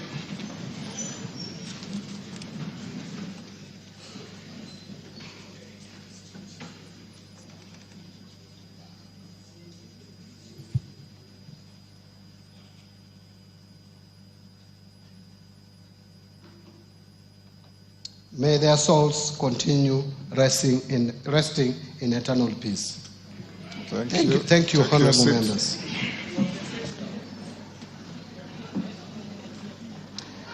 Mr. Speaker, no life should be lost and no property should be destroyed again. The message from Kenyans was clear. Since I took office at the National Treasury and Economic Planning, I assured Kenyans that we shall strive to reduce tax burden. In this respect, the Finance Bill of 2025 has neither proposed new taxes nor raised any tax rates. Instead, we have chosen to enhance tax revenue collection through administrative reforms by simplifying and streamlining tax laws to make them clearer and easier to implement, thereby by improving taxpayer compliance. The process also involves rationalization of tax expenditure to enhance equity and fairness. Mr. Speaker, the revenue foregone through tax incentives or tax expenditure has increased significantly, rising from Kenya shillings 393.1 billion, which is equivalent to 2.9% of GDP in 2022, to 510.6 billion, which is equivalent to 3.4% of GDP in 2023. To reverse this trend, the Finance Bill of 2025 proposes reforms to rationalize tax expenditures so as to promote equity, fairness, efficiency, and reduce distortions within the tax system. The proposed reforms are in line with the national tax policy and the medium-term revenue strategy which this Honorable House passed. So, Mr. Speaker, from the proposed reforms, we expect to raise Kenya shillings 30 billion more as additional revenue. Mr. Speaker, customs measures agreed upon by East African community ministers during the pre-budget meeting are intended to protect our industries and ensure they access raw materials and inputs at affordable prices. The meeting allowed Kenya to import tea packaging materials at a lower duty rate of 10%. In addition, Kenya was granted an extension of duty remission to import wheat at the rate of 10%. These measures will support our wheat and tea farmers. Mr. Speaker, I will begin with the customs measures and later provide highlights on the proposed amendments of tax laws in the Finance Bill of 2025. On customs measures, to meet the local demand of rice, Kenya was allowed to extend the stay of application on the East African Community Common External Tariff and import rice at the rate of 35% or USD 200 per metric ton, whichever is higher, instead of the common external tariff rate of 75% or USD 345 per metric ton. Mindful of wheat farmers in Kenya, East African community ministers agreed on duty remission of wheat at a rate of 10% instead of the common external tariff rate of 35%, provided the millers who intend to import wheat under the duty remission must first purchase locally produced wheat. Mr. Speaker, to promote local assembly of telecommunication equipment, Kenya was granted an extension of duty remission on inputs for assembly of telecommunication devices, including mobile phones, laptops, and tablets. Mr. Speaker, in order to reduce the production cost of animal feeds, Kenya requested for an extension to import inputs for production of animal feeds duty-free under the East African Community Duty Remission Scheme, which was granted. We urge the producers of animal feeds to apply for the remission. Mr. Speaker, the leather sector is one of the priority value chains under BETA. To support local producers of leather and leather products, Kenya was allowed to extend the stay of application on the common external tariff rate and apply import duty rate of 35% on leather products. To promote tanneries to supply local manufacturers with high quality leather, Kenya was allowed to import chemicals for leather processing under duty remission. Mr. Speaker, to support local assembly of transformers, which is critical to energy distribution, the East African Community Ministers approved Kenya's request for a tariff split on transformers to provide for a distinction between fully built and unassembled transformers. Currently, it is one line, tariff line, and it is very difficult for us to separate and incentivize either of them. So, Mr. Speaker, to support the local assemblers of cranes, Kenya was granted approval to import inputs for assembly of cranes duty-free under duty remission. Mr. Speaker, last year Kenya was granted a stay of application on the East African East African Community Common External Tariff to apply a higher duty rate ranging from 25 to 35% on certain types of paper used in manufacturing packaging materials. This action adversely affected exporters, particularly in tea sector. To address this, Kenya opted not to request for an extension of the stay of this common external tariff. And this decision will not affect local manufacturers of packaging materials, as they will continue importing raw materials under duty remission. So, Mr. Speaker, now let me speak to the Finance Bill of 2025. Let me now highlight some of the proposals contained in the proposed Finance Bill 2025. Under Income Tax Acts. Mr. Speaker, to enable faster recovery of investment by businesses on loose items such as utensils, linen, and industrial tools, the bill proposes to amend the Income Tax Act to allow for a full cost deduction of these items in the first year of purchase, as opposed to the current 3 years. This will improve cash flows of the relevant businesses. Mr. Speaker, we have noted increased tax disputes arising from audits carried on cross-border transactions. These disputes could have been avoided if the multinational companies had advanced pricing agreements with the commissioner at KRA. To address this gap, the bill is proposes to amend the Income Tax Act to empower the commissioner to enter into advanced pricing agreements with multinational companies. Mr. Speaker, the Tax Laws Amendment Act of 2024, passed in December last year, introduced the minimum top-up tax in line with the global best practices. But the Act inadvertently omitted the due date for payment of the tax, thus creating enforcement challenges. To address this, I have proposed an amendment to the Income Tax Act to clarify that the due date will be the end of the 4th month following the close of a company's accounting period. Mr. Speaker, again, the Tax Laws Amendment Act of 2024, passed in December last year, exempted gratuity payments from income tax, actually pension and gratuity. However, the provision is not clear whether all gratuity, including from private pension schemes, is exempted from tax.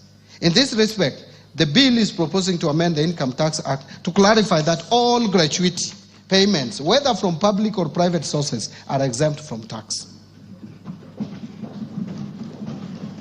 Mr. Speaker, to encourage wider participation in virtual asset transactions, especially among the youth, the bill proposes to reduce the digital asset tax rate from 3% to 1.5%. And Mr. Speaker, to ensure consistency and effective administration of the law, the bill proposes to amend the 3rd schedule to the Income Tax Act to clarify that fringe benefit tax is payable by the employer at the corporate tax rate, and that withholding tax on qualifying dividends and qualifying interest are final tax. That is not clear in the current arrangement. And Mr. Speaker, under the current Income Tax Act, individuals with mortgages, and honorable members would be interested in listening to this.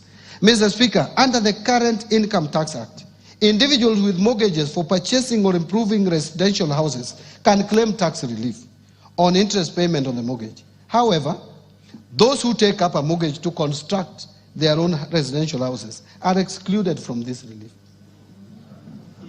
That is the law as it is today. To ensure fairness, the bill proposes to extend this benefit to interest on mortgages taken for construction of residential houses. This will support home ownership and align with the better pillar on affordable housing. Mr. Speaker, the current tax-free daily subsistence allowance of 2,000 for private sector employees on official duties outside their usual workplace is lower than that of the public sector employees. To enhance equity, the bill is proposing to increase the tax-free daily subsistence allowance for private sector employees from 2,000 to 10,000 shillings. Mr. Speaker, Kenya has an opportunity to strengthen its position as a regional financial hub. In this respect, the bill proposes amendment to the Income Tax Act to provide that companies certified by the Nairobi International Financial Center Authority, NIFCA, that invest new capital of at least 3 billion over a period of 3 years to pay a reduced corporate tax rate of 15% for the first 10 years and 20% for the subsequent 10 years. The companies qualifying for this will be required to employ Kenyans at senior management level.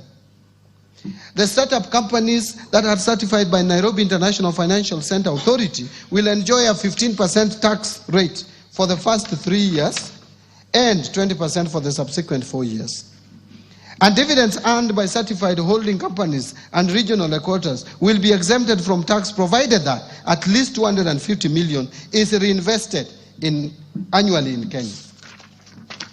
Mr. Speaker, we have noted that some employees seek refunds from KRA on reliefs of deductions that ought to have been deducted by their employers.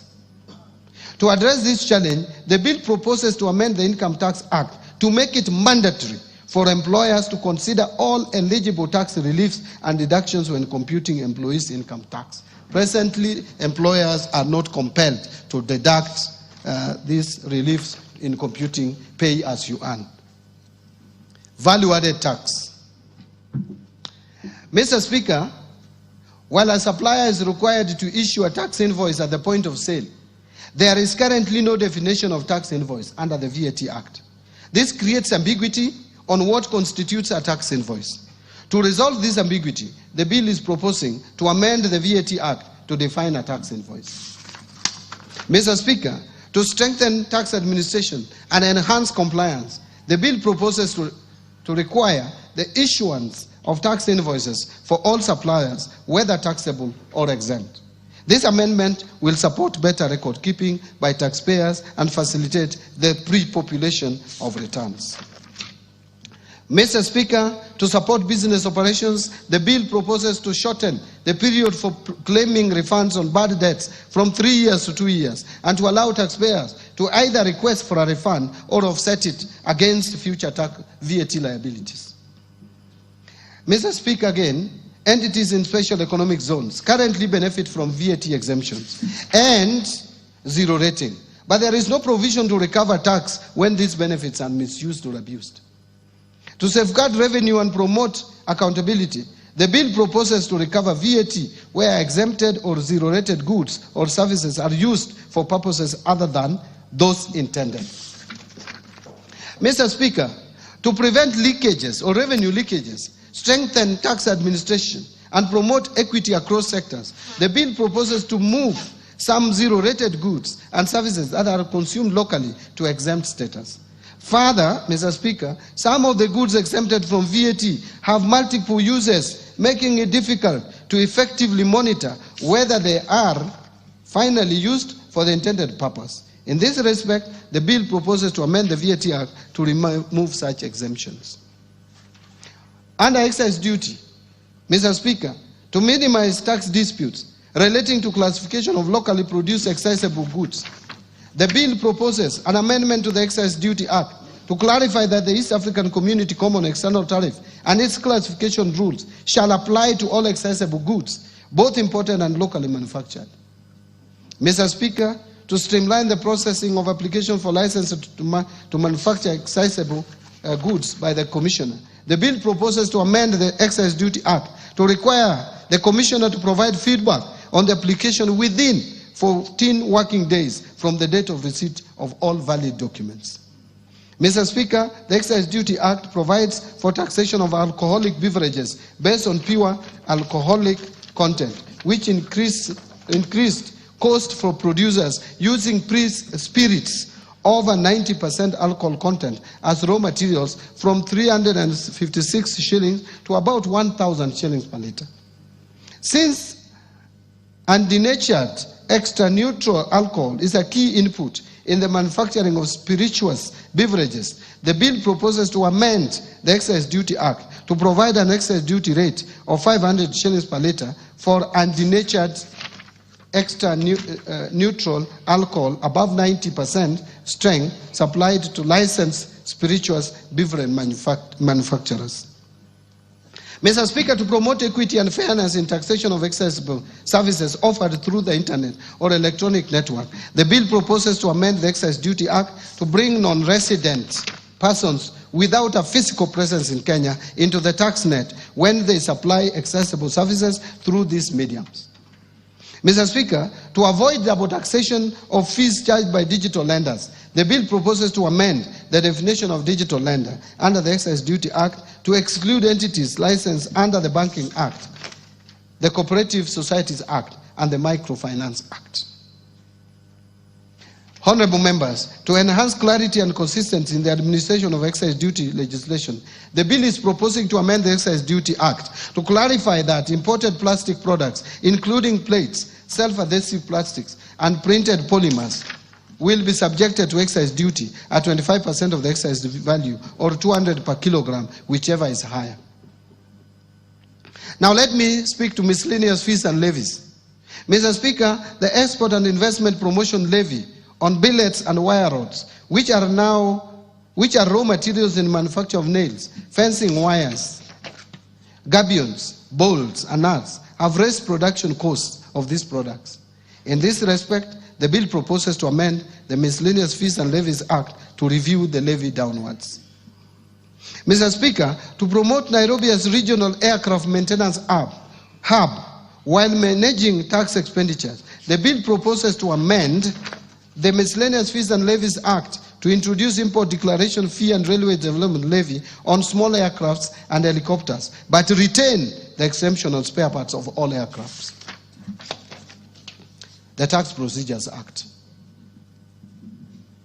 2015. No, the Act is 2015. Mr. Speaker, to enhance the Commissioner's ability to recover unpaid taxes from non-residents, the bill is proposing to amend the Tax Procedures Act to expand the scope of agency notices to include non-resident persons. Mr. Speaker, and this is controversial, to close a loophole that hinders enforcement of tax compliance and ensure timely revenue collection, the bill proposes to amend the Tax Procedures Act to clarify that enforcement of tax collection when a tax appeals tribunal or a court judgment on tax dispute is in favor of the Commissioner shall only be suspended where a stay order has been granted. That is not the one that I thought I was going to read. The controversial one is yet to come. Mr. Speaker, to remove the financial and legal barriers that may hinder effective enforcement of recovery of unpaid taxes, the bill proposes to amend the Tax Procedures Act to provide that property transfers made by or to the Commissioner in recovery of tax liabilities be exempted from stamp duty. Mr. Speaker, to promote transparency, uphold fair administrative action, and strengthen trust in tax administration, the bill proposes to amend the Tax Procedures Act to require the Commissioner to provide reasons when issuing amended tax assessments to a taxpayer, so that we avoid misuse of Kenya Revenue Authority for political reasons, where they just sit and tell you that 3 years ago you did not pay such and such, and yet you had already been cleared for tax purposes. Reasons must be provided. Mr. Speaker, to address taxpayers' concerns regarding penalties and interest arising from system-related delays or administrative errors beyond taxpayers' control, The bill proposes to amend the Tax Procedures Act to allow the Cabinet Secretary to grant waivers on penalties and interest arising from such circumstances upon recommendation by the Commissioner. Presently, if there is any error made by the Kenya Revenue Authority on your tax assessment, there is no law to reverse it. So in conclusion, Mr. Speaker and fellow Kenyans, we have experienced a wide range of challenges as a nation in the past 2 years. In navigating these trying times, we have demonstrated exceptional resilience and remained steadfast in our development and democratic journey. Kenyans have demonstrated commendable patience and resilience as the government continues to fulfill its commitments to improve livelihoods through the implementation of better. And under the leadership of His Excellency the President, Dr. William Samoei Ruto, we have made meaningful progress in advancing our development agenda, promoting inclusion, fostering national unity, and working together to build our nation and renew the spirit of patriotism. Mr. Speaker, the budget I have presented today has been thoughtfully prepared to navigate the delicate balance of competing interests while adhering to our fiscal consolidation plan. Mr. Speaker, I am confident that the policies and structural reforms I have outlined provide a solid foundation for sustaining our socio-economic transformation. These measures are designed to stimulate job creation, strengthen our economic recovery, and ease the cost of living. I therefore call upon honorable members and all Kenyans to support the implementation of the budget as we work together in pursuit of shared prosperity. Finally, Mr. Speaker, the journey to a prosperous Kenya calls for leadership and collective commitment of all Kenyans. Last year, the Orange Democratic Movement joined hands with the United Democratic Alliance under Kenya Kwanza to form a broad-based government.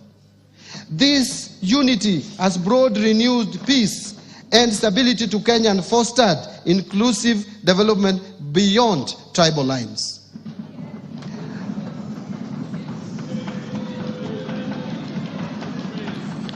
I wish Thank you. Thank you. Thank you. Thank you. Thank you.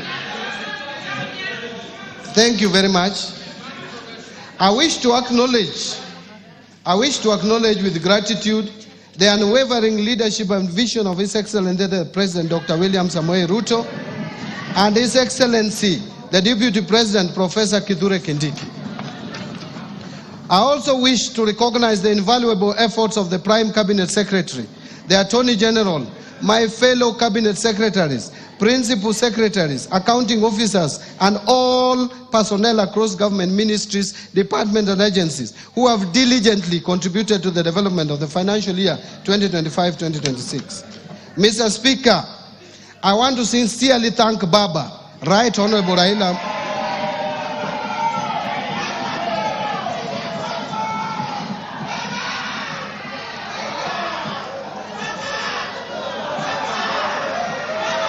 Thank you, thank you, thank you, thank you, honorable members. Honorable members, Mr. Speaker, I sincerely thank Baba, Right Honorable Prime Minister Raila Amolo Odinga, and the entire Orange Democratic Movement fraternity for their invaluable mentorship as well as trusting me with party leadership positions in my political journey. But Mr. Speaker, I will not forget that I served the people of Suba South constituency as their elected representative for a period of 15 years and a further 2 years as nominated member of parliament before my appointment to the cabinet. I truly appreciate the people of Suba South constituency for the opportunity they gave me to serve them, and I will remain forever grateful. In addition, I served in the leadership of parliament as a minority leader, and equally, I appreciate the support accorded to me by this House and its leadership during my tenure. My sincere appreciation goes first to you, Honorable Speaker of the National Assembly,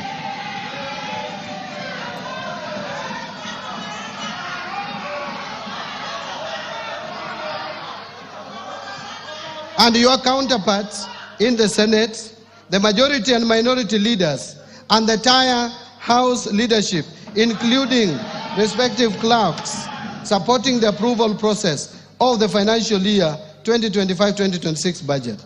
Second, to honorable chairs and members of both the Budget and Appropriations Committee and the Finance and National Planning Committee and all the other departmental committees of this House, as well as the staff of Parliamentary Budgets Office for their constructive inputs and leadership during the approval process of this budget. Third, my colleagues at the National Treasury and Economic Planning, led by Dr. Chris Kipto, the Principal Secretary for the National Treasury, Dr. Boniface Barasa Makoha, the Principal Secretary for the State Department for Economic Planning, and Mr. Cyril Wagunda Odede, the Principal Secretary for Public Investments and Assets Management, for their commitment, dedication, and support in the preparation of this budget. Fourth, special appreciation goes to Mr. James Muhati, the former Principal Secretary for the State Department for Economic Planning, for his unwavering commitment and invaluable support during the first half of the financial year. His dedication and strategic leadership greatly advanced the ministry's mandate and played a pivotal role in shaping key national economic planning initiatives. Fifth, my appreciation goes to the Governor of the Central Bank of Kenya, the Commissioner General of the Kenya Revenue Authority, as well as the management and staff of both institutions, the financial sector regulators, and other MDAs for their valuable contributions to the budget process. Sixth, my gratitude goes to our multilateral and bilateral development partners for their continued technical and financial support. Seven, I also thank the private sector for their participation and contribution in the budget process. And eighth, I wish to appreciate the media and non-state actors for their active engagement and participation in the financial year 2025-2026 budget. Mr. Speaker, I forever remain indebted to my beloved wife, Madam Rhoda Mbadi, and my children, who is here in the Speaker's gallery, and my children for their support and inspiration as I execute my duties at the National Treasury and Economic Planning. Their prayers and guidance gave me the zeal to proceed even during my lowest moments. I remain deeply grateful also to my siblings for raising me, paying my school fees, and supporting me throughout my journey.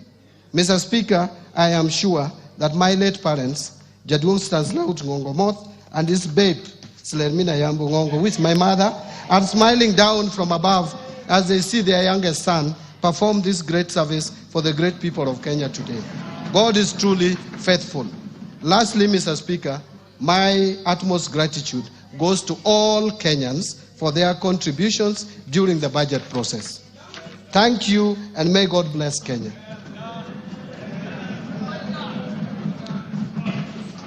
Mr. Speaker, before I resume my seat, you will recall that I have already submitted to this House the budget estimates and the Finance Bill 2025, together with the accompanying documents as required by the Public Finance Management Act 2012. Today, I further submit the following documents for this August House and request that you graciously receive them. 1. Budget statement for the financial year 2025-26. 2. The 2025 budget policy statement. 3. Estimates of revenue, grants and loans for the financial year 2025-2026. 4. Financial statements for the financial year 2025-26. 5. Medium-term debt management strategy 2025. 6. Budget highlights, the Mwananchi guide for the financial year 2025-26. And finally, statistical annex to the budget statement for the financial year 2025-2026. Thank you, Honorable Speaker. Thank you, honorable members.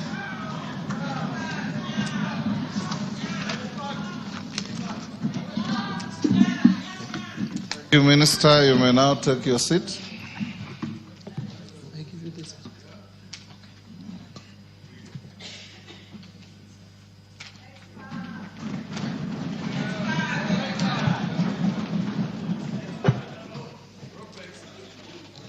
Thank you, CS, for just above 2 hours well spent in presenting your first budget highlights to this House. Honourable members, I wish to thank the Cabinet Secretary for the National Treasury and Economic Planning for ably making a public pronouncement of the budget policy highlights and the revenue-raising measures for the national government for the financial year 2025-2026 and the medium term. I confirm that in conformity with the provisions of Section 39 and 39A of the Public Finance Management Act Cap 412A and the Standing Order 244C, the Cabinet Secretary had already submitted to the National Assembly the relevant legislative proposals necessary to actualize the revenue-raising measures to finance the 2025-2026 budget.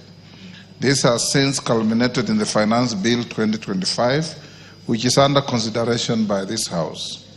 Honourable members, it is my pleasure to invite all members, the Cabinet Secretary for the National Treasury and Economic Planning, other Cabinet Secretaries and all invited guests to a reception at the Parliamentary courtyard. Honourable members, the time now being 5:23 p.m., this House stands adjourned until Tuesday, 17th June 2025 at 2:30 p.m. I thank you.